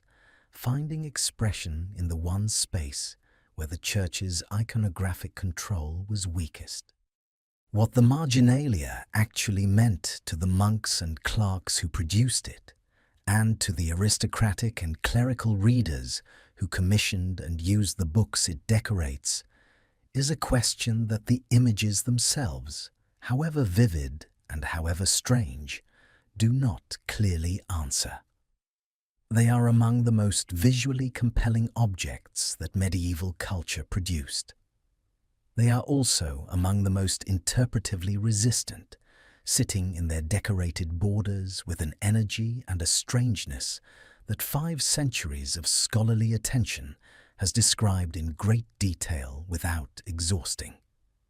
There is a particular melancholy to the archaeology of endings. Not the endings that come suddenly, the cities buried by volcanic eruption, the settlements destroyed in a single night of violence, the ships that went down in storms with everything they carried, though those have their own archaeological character and their own specific sadness. The melancholy of the 15th century's archaeology is a different kind. It is the melancholy of a world that knew, in some way that did not require articulation, that something was finishing, that the long coherence of the medieval world, the shared theological framework, the feudal social order, the Latin intellectual culture, the Gothic architectural tradition, the whole interlocking system of assumptions and practices and institutions that had organized European life for 1,000 years was in the process of becoming something else. The people who lived in the 15th century did not call themselves medieval. They had no word for what they were ending and no clear word for what was beginning. But the archaeology of the period reflects, in ways that are sometimes subtle and sometimes remarkably direct, a world that was loosening at its joints, that was producing objects and structures and deposits whose relationship to the traditions that had produced everything that came before them is complicated and in many cases genuinely unclear. The 15th century is the period when the medieval world was still fully present, and already, in certain places and in certain practices, beginning to absent itself. And in that ambiguous zone between the fully present and the beginning to absent, the archaeology finds some of its strangest and most persistently unexplained material. The treasure hoards of the 15th century, buried across Europe in quantities that reflect the instability of the period, and recovered by archaeologists and metal detectorists in numbers sufficient to constitute a significant body of evidence about the material wealth of the late medieval world, present a category of archaeological mystery that is deceptively simple on its surface and genuinely complex beneath it. A hoard is, at its most basic, an assemblage of valuable objects deposited together for safekeeping and never recovered by its owner. The reason for the non-recovery is usually assumed to be the death of the person who buried it, in circumstances that prevented their heirs from locating or accessing the deposit. This assumption is reasonable and is probably correct for the majority of hoards. But the archaeology of specific 15th century hoards reveals, in a significant number of cases, circumstances of deposition that do not fit the emergency concealment model as cleanly as the standard interpretation requires. Hoards found in locations that would have been inaccessible or impractical as emergency hiding places, in the foundations of buildings that were under construction at the time of deposition, in locations within cemeteries that suggest a deliberate association with the dead, in configurations that include objects whose value was not monetary and whose inclusion in a hoard of coins and precious metal objects requires explanation. All of these suggest that some portion of what archaeology classifies as treasure hoards were not emergency concealments at all, but deliberate deposits made for reasons that the hoard itself, however carefully analyzed, does not clearly state. The distinction between a hoard buried in fear and a hoard buried in intention is not always recoverable from the physical evidence. But the cases where the physical evidence makes the emergency concealment interpretation genuinely implausible are numerous enough to constitute a pattern, and the pattern has not been adequately addressed in the hoard literature, which has tended to apply the emergency concealment model as a default without sufficiently examining the cases where it does not fit. The late Gothic architectural tradition of the 15th century produced in its final decades a body of buildings whose structural and decorative complexity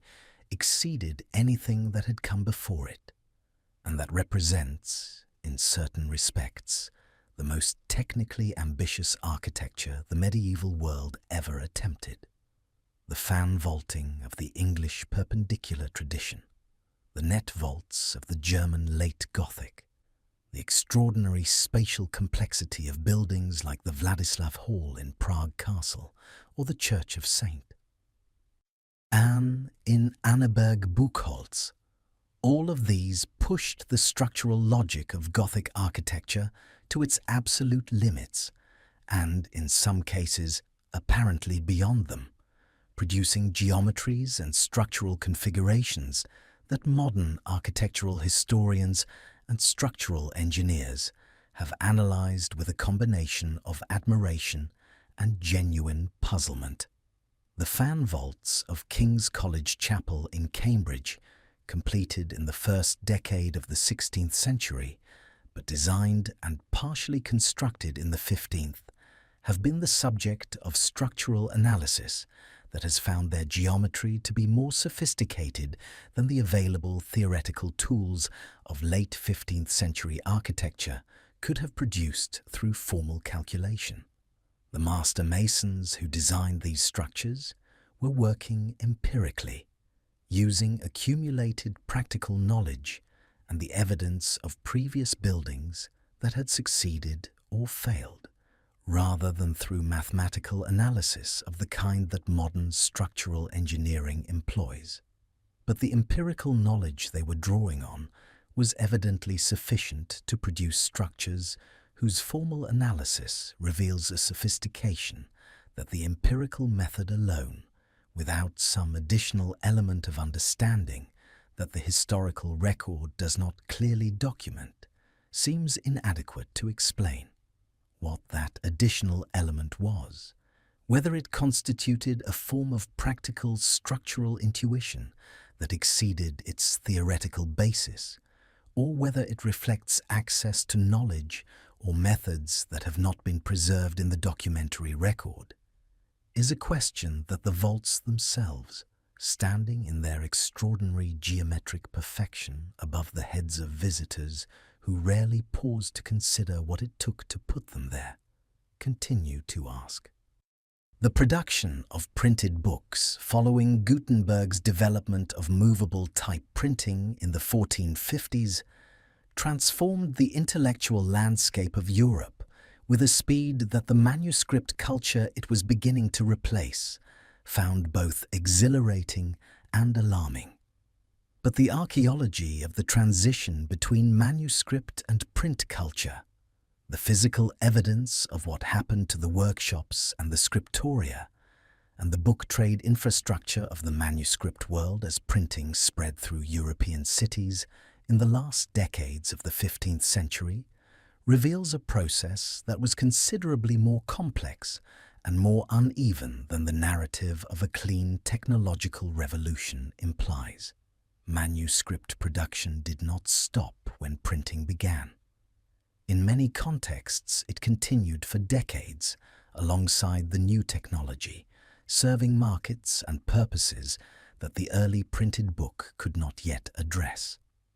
The archaeology of late medieval book production, recovered primarily from the deposits of urban workshop sites in cities like London, Paris, Cologne, and Venice, shows a material culture that was in the process of rapid transformation without having yet resolved the direction of that transformation. Objects associated with manuscript production and objects associated with early printing appear in the same depositional contexts, suggesting workshops that were navigating the transition between technologies in ways that the surviving finished products of those workshops, the manuscripts and the printed books themselves, do not fully reveal. The people who lived through the introduction of printing knew they were living through something significant. The archaeology of their workshops shows them doing what people have always done when confronted with transformative change, continuing to do what they knew how to do while cautiously incorporating the new, producing in the process a material record of transition that is richer and stranger and more humanly recognizable than the clean narrative of technological revolution allows. The 15th century produced across Europe a remarkable proliferation of objects bearing symbols and marks whose meaning has not been established, and that appear in contexts ranging from the most humble domestic settings to the highest levels of aristocratic and ecclesiastical patronage. These marks, variously described in the archaeological literature as mason's marks, merchant marks, ownership marks, or apotropaic symbols, depending on the context in which they appear and the theoretical framework of the researcher describing them, share certain formal properties that suggest a common origin or a common tradition despite their geographical distribution across the full breadth of late medieval Europe. They appear on buildings, on ceramics, on metalwork, on wooden furniture, on the margins of manuscripts, carved into the stone of cathedral walls and scratched into the plaster of rural cottages. Some of them clearly function as identification marks, the signatures of individual craftsmen or the ownership marks of merchant families, and their meaning in those contexts is relatively clear.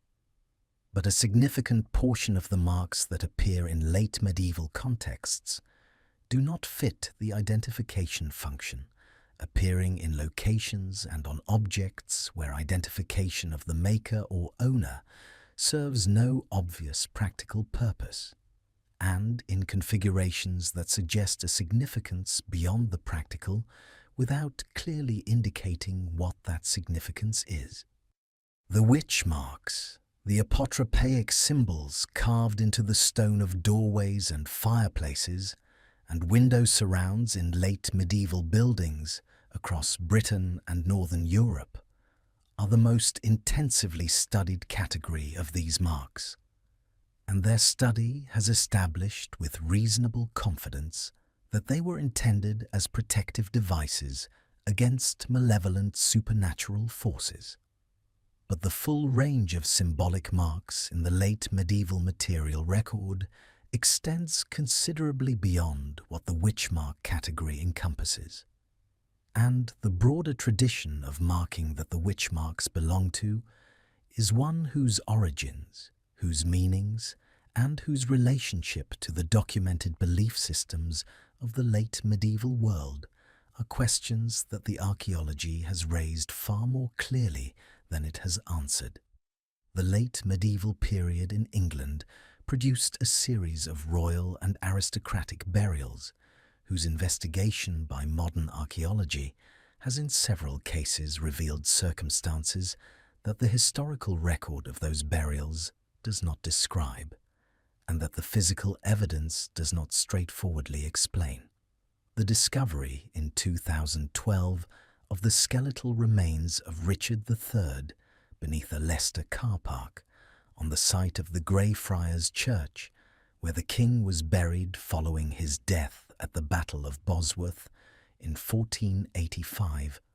was one of the most dramatic archaeological discoveries of recent decades, and one that demonstrated the capacity of modern archaeological and scientific methods to recover and identify historical individuals from contexts where the physical evidence alone would not have been sufficient for identification. The isotopic analysis of Richard's bones, the ancient DNA comparison with living descendants, the forensic reconstruction of his physical appearance and his injuries, all of these combined to produce a picture of the last Plantagenet king that was both more specific and more humanly immediate than the historical sources had provided. But the investigation of the burial also raised questions that the historical record does not address. The position of the body in the grave, with the hands apparently bound at the time of burial, is unusual for a royal interment, and suggests either that the body was transported to the burial site in a way that required binding, or that the burial was conducted under conditions of haste or constraint that the documentary record of Richard's interment does not fully describe. The grave itself, which was clearly prepared with care, shows evidence of a burial that was simultaneously dignified in its intention and compromised in its execution, a combination that reflects the ambiguous political circumstances of a king buried by the enemies who had just defeated and killed him, and that the physical evidence preserves with a directness that the political language of the contemporary sources deliberately obscures. The maritime archaeology of the 15th century, recovered from the wrecks of ships lost in the waters around Europe and in the Atlantic, approaches that late medieval navigators were beginning to explore, has produced assemblages of material culture that illuminate the practical realities of late medieval seafaring, with a vividness that the documentary sources of maritime history cannot match. The Mary Rose, Henry VIII's warship sunk in the Solent in 1545 and raised in 1982, is the most famous of these discoveries and the most extensively analysed, its cargo and its crew's personal possessions providing a snapshot of mid-16th century maritime life, whose detail and whose human immediacy have made it one of the most important archaeological assemblages of the post-medieval period. But the 15th century wrecks that preceded it, recovered from various locations around the European coastline with varying degrees of completeness and varying quality of preservation, have produced findings that raise questions about late medieval maritime practice and late medieval maritime knowledge that the documentary sources of the period do not clearly address. The navigational equipment found on some late 15th century wrecks includes instruments whose sophistication is not well represented in the documentary record of late medieval navigation. Instruments whose presence on these specific ships suggests a level of technical navigational practice that the official history of the development of maritime technology assigns to a somewhat later period. Whether these instruments represent the leading edge of a technological development that the documentary record has underrepresented, or whether they reflect knowledge and practice that was more widespread in the late 15th century maritime world than the surviving documents suggest,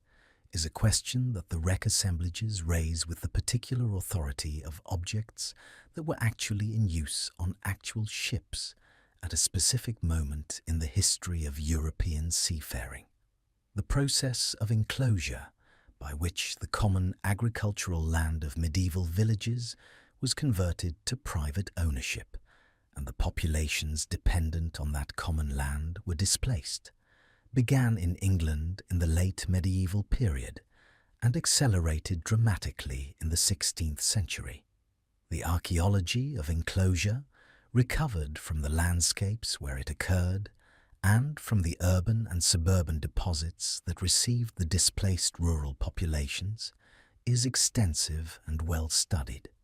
But within that well-studied body of evidence, there are specific sites and specific deposits that raise questions about the enclosure process that the economic and administrative history of the period does not clearly answer.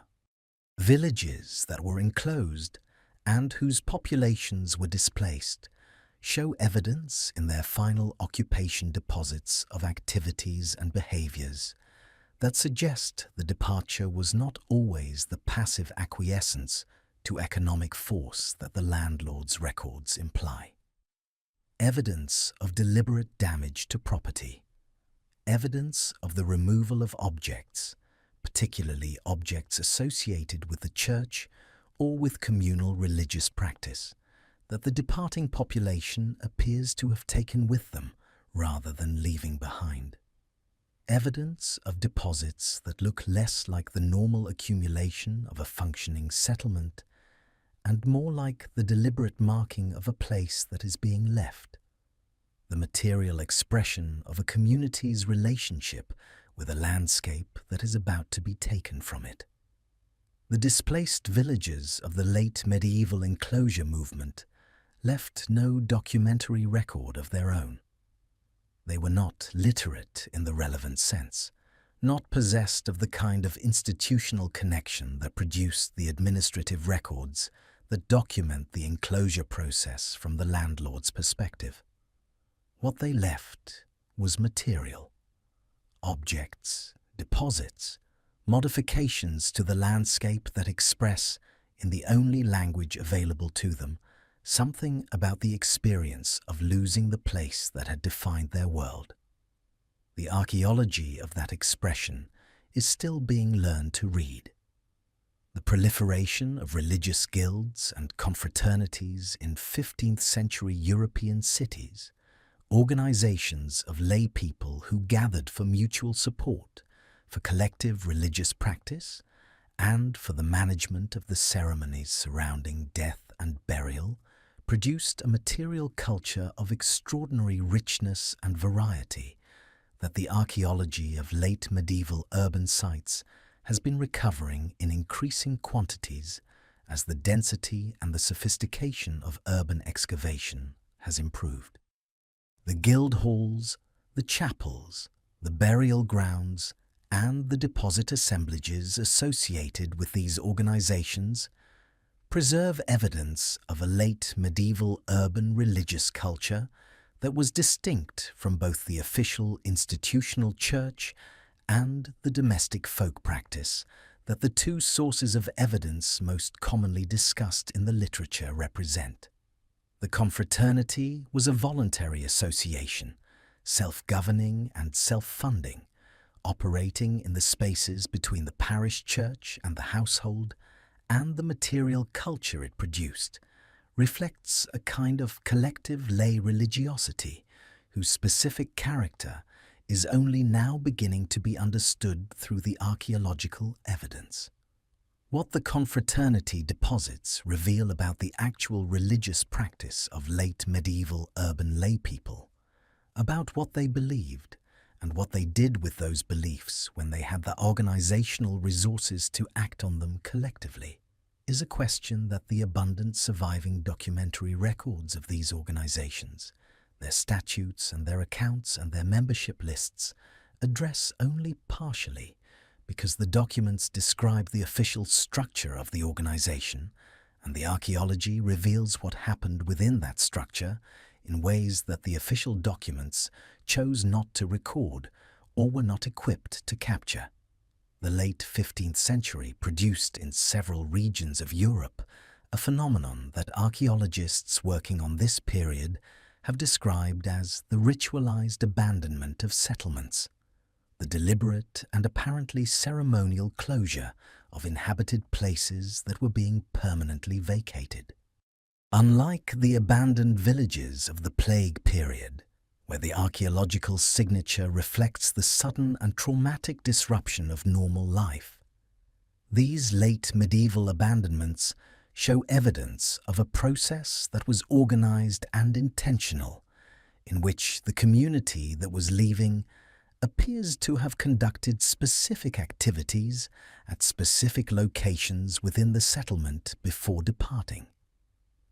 Activities whose nature the archaeological evidence suggests was meaningful and deliberate, without clearly indicating what the meaning was. Hearths that were extinguished in ways that go beyond simple abandonment, with specific objects placed in or around them before the fire was put out for the last time. Wells that were closed with deposits that include objects not normally associated with well closure. Threshold deposits, similar to those we have encountered in the context of newly built structures, but here associated with structures being permanently vacated rather than newly occupied, that suggest a ritual of departure symmetrical with the ritual of arrival that the foundation deposits represent. The communities that performed these closing rituals were doing something that expressed their relationship with the places they were leaving, in terms that went beyond the practical requirements of departure. They were, in some sense, that the physical evidence preserves without explaining, saying goodbye to their landscape in a language whose words were objects rather than words, and whose grammar has not yet been fully reconstructed by the archaeology that is finding and reading it. The objects that 15th century Europeans carried with them as personal possessions, recovered from urban deposits and rural sites and maritime contexts across the breadth of the period's geographical range, include a category of small portable items whose function has never been satisfactorily determined, and whose presence in the archaeological record is sufficiently widespread and sufficiently consistent to suggest that they served a genuine and common purpose, rather than representing the idiosyncratic possessions of specific unusual individuals. These objects, variously described as pilgrim badges of unidentified origin, personal amulets of unknown religious or magical significance, and gaming pieces or tokens of undetermined function, share certain formal properties: small size, portability, the use of materials whose quality suggests value without achieving the level of precious metal or gemstone that would place them in the category of luxury goods, and their distribution across a wide social range from the humblest rural deposits to the most elite urban ones suggests that whatever they were for everyone. The pilgrim badge literature, which is extensive and sophisticated, has established clear typologies for the badges associated with the major pilgrimage shrines, and has documented their distribution and their use with considerable precision. But within the broader category of small portable objects from late medieval contexts, there is a substantial residue of items that do not fit the pilgrim badge typology, that cannot be assigned to any identified shrine or any documented devotional tradition, and that appear in the hands of late medieval Europeans with a regularity that demands explanation even as it resists it. What these objects were, who made them, what they meant to the people who carried them, and why the tradition of carrying them has left no trace in the documentary sources that the object's ubiquity in the archaeological record would lead one to expect, is one of the small, persistent mysteries of late medieval material culture. The kind of question that is easy to overlook because the objects that raise it are small and unglamorous, and because the answer, whatever it turns out to be, will not revolutionize the understanding of the period. But the small, persistent mysteries are in their own way as interesting as the grand ones, because they speak to aspects of ordinary life that the documentary record, structured around the concerns of institutions and elites, was constitutionally unable to capture, and that the archaeology, patient and egalitarian in its attention to whatever the ground contains, regardless of its official importance, is uniquely positioned to recover. Every archaeologist who has spent enough time in the field develops a relationship with uncertainty that people who work primarily with documents sometimes find difficult to understand. The document, however fragmentary and however unreliable, says something. It makes a claim. It points in a direction. The potsherd, the post hole, the scatter of animal bone in an unexpected location, these things also say something. But what they say is often less like a statement and more like a question, less like an answer and more like the shape of an absence, the outline of something that was once present and is no longer, preserved in the negative space of what remains. The archaeologist learns to be comfortable in that negative space, to find in the outline of the absence something worth attending to, rather than simply a failure of the evidence to deliver the certainty that would make the work easier. The medieval archaeology that we have been moving through together across these hours has been full of that negative space, full of outlines without centers, of questions without answers, of objects and structures and deposits that the available frameworks illuminate partially and leave partially in the dark. And as we arrive at the final stage of this journey, at the point where the medieval world gives way to the early modern and the ground beneath our feet begins to yield to a different kind of past, it is worth pausing to consider not only what the medieval ground has told us, but what it is still withholding. What questions remain open? Not because the archaeology has not been done, but because the archaeology that has been done has found that the ground is keeping certain things for itself, preserving them in a silence that is not the silence of emptiness, but the silence of something present and not yet ready to speak. The past 20 years have seen a transformation in the tools available to medieval archaeologists that has produced a corresponding transformation in the kinds of questions that can be asked of the medieval ground. LiDAR survey, which uses laser pulses from aircraft to map the surface of the landscape beneath vegetation cover with extraordinary precision, has revealed in the past decade a series of medieval landscape features that ground-based survey had either missed entirely or identified only in fragmentary form. In the forests of Central Europe, LiDAR survey has revealed networks of earthworks, enclosures and structures that predate the medieval period, but that were clearly visible and clearly meaningful to the medieval communities that built around and over them, incorporating them into their own landscape organization in ways that the surface survey record had not captured. In Britain, LiDAR has revealed the full extent of medieval field systems and settlement patterns in upland areas, where the visibility of features at ground level had previously limited understanding of the medieval landscape to its most conspicuous elements.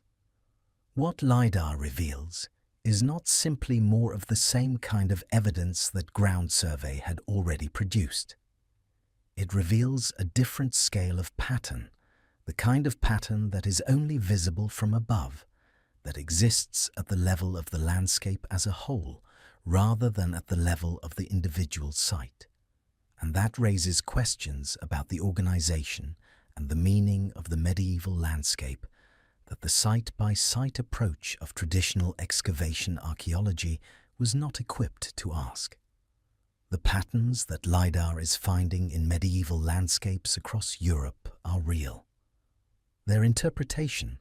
the question of what they meant to the people who made them, and how those meanings changed across the centuries of the medieval period, is work that is still in its early stages. Ancient DNA analysis, which has transformed the understanding of prehistoric population history over the past decade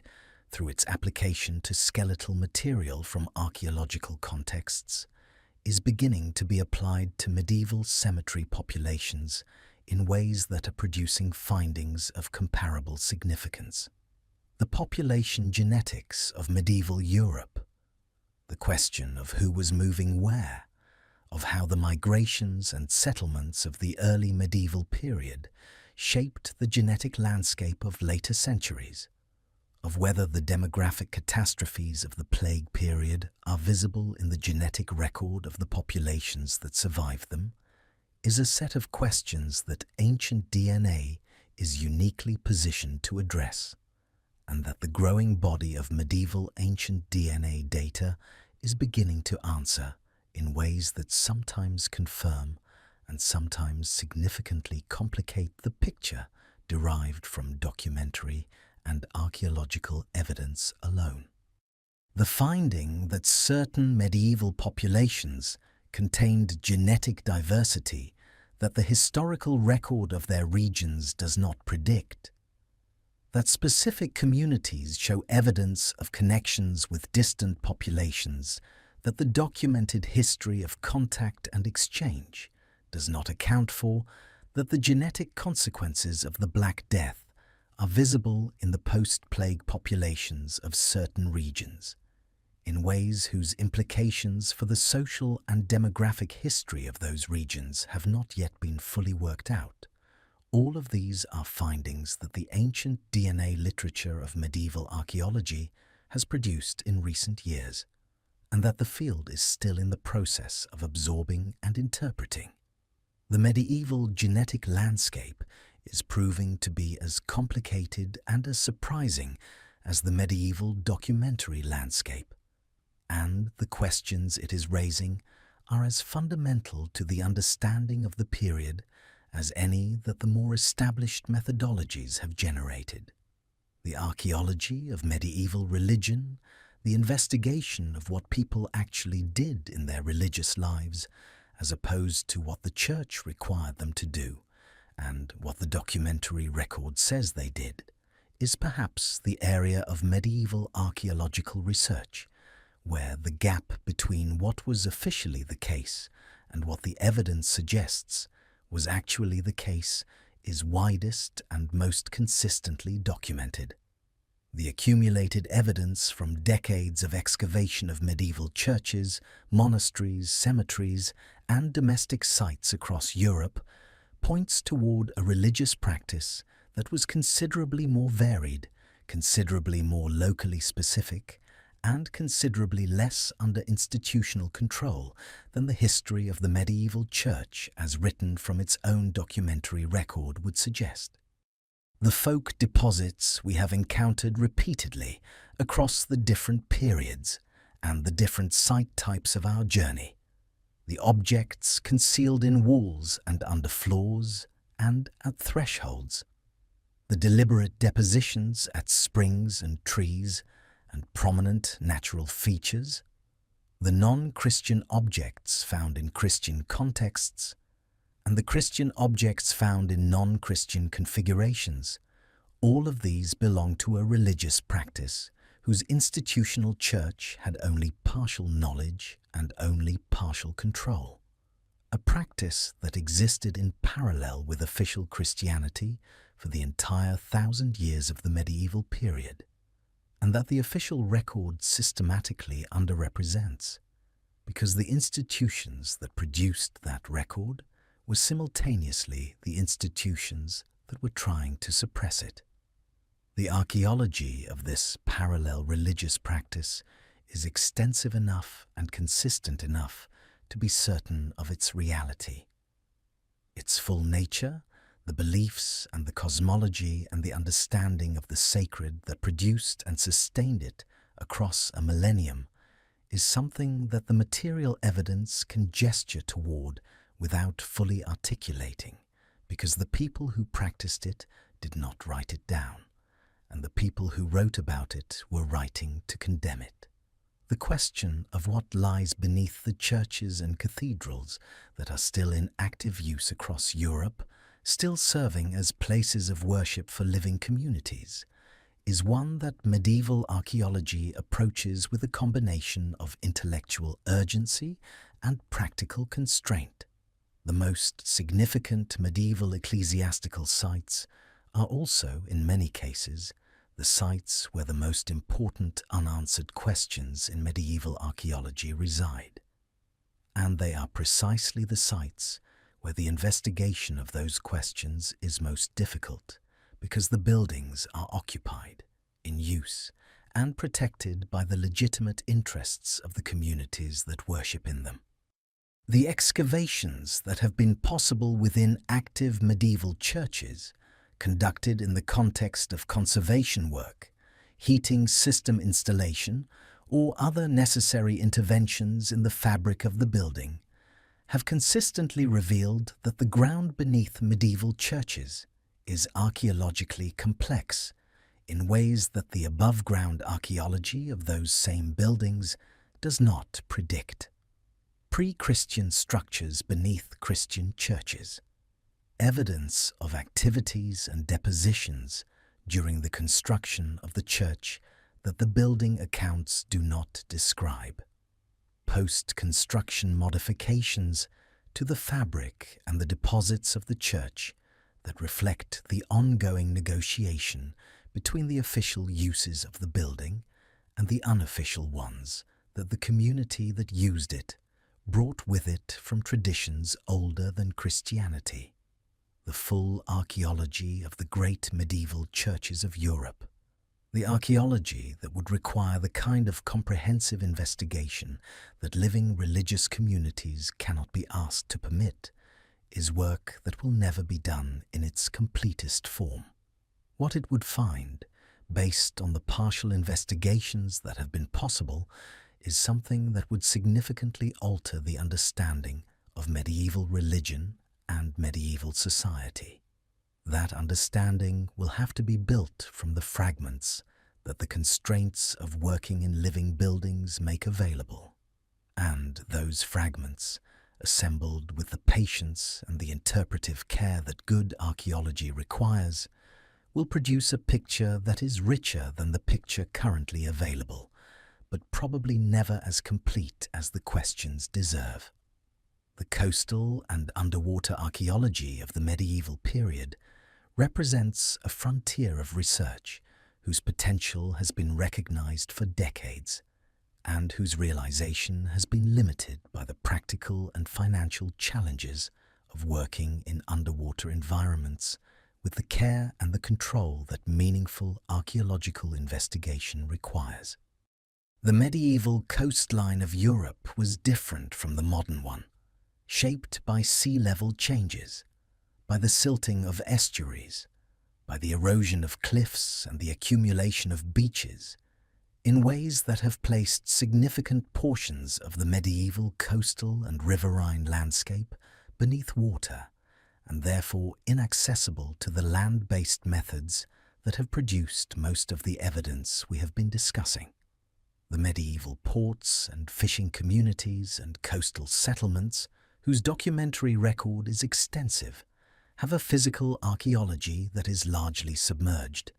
and the portion of that archaeology that has been investigated through underwater survey and excavation is small in relation to the whole. The wrecks that have been found and investigated, the harbours that have been surveyed, the foreshore deposits that have been sampled, all of these contribute to a picture of medieval maritime life that is vivid in certain places and almost entirely blank in others. The blank spaces in the maritime archaeology of the medieval period are not blank because nothing happened there. They are blank because the water that covers them has not yet given back what it holds, and the resources and the technologies needed to ask it to do so have not yet been fully applied to the task. What is down there in the medieval seabed of the English Channel and the North Sea and the Baltic and the Mediterranean is genuinely unknown in ways that the land archaeology of the medieval period, for all its unresolved questions, is not. The sea is the largest archive of medieval material culture that has not been read. The relationship between medieval archaeology and the communities whose ancestors it investigates is a dimension of the field that has become increasingly important as the practice of archaeology has changed in its understanding of who it is responsible to and what its obligations are beyond the production of knowledge for an academic audience. In certain parts of Europe, particularly in regions where the medieval period is associated with specific ethnic or religious identities that are still meaningful to living communities, the archaeology of medieval sites carries a weight of contemporary significance that shapes both what questions are asked and how the answers are received. The archaeology of medieval Jewish communities in Europe, whose physical remains were largely destroyed in the processes of persecution and expulsion that punctuated the medieval centuries and that reached their catastrophic conclusion in the 20th century, is a particularly significant example. The recovery and investigation of medieval Jewish cemeteries, synagogues, and domestic sites across Europe is producing a picture of medieval Jewish life that is in some respects the most archaeologically underrepresented dimension of medieval urban culture,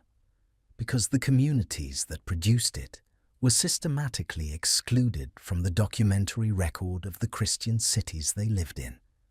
and because the physical remains they left behind have been deliberately destroyed in many locations across subsequent centuries. What medieval archaeology is recovering from these sites, with the care and the sensitivity that their significance demands, is not just the material culture of a lost community. It is the evidence of a presence that the official record of medieval Europe tried, in various ways and with various degrees of success, to erase.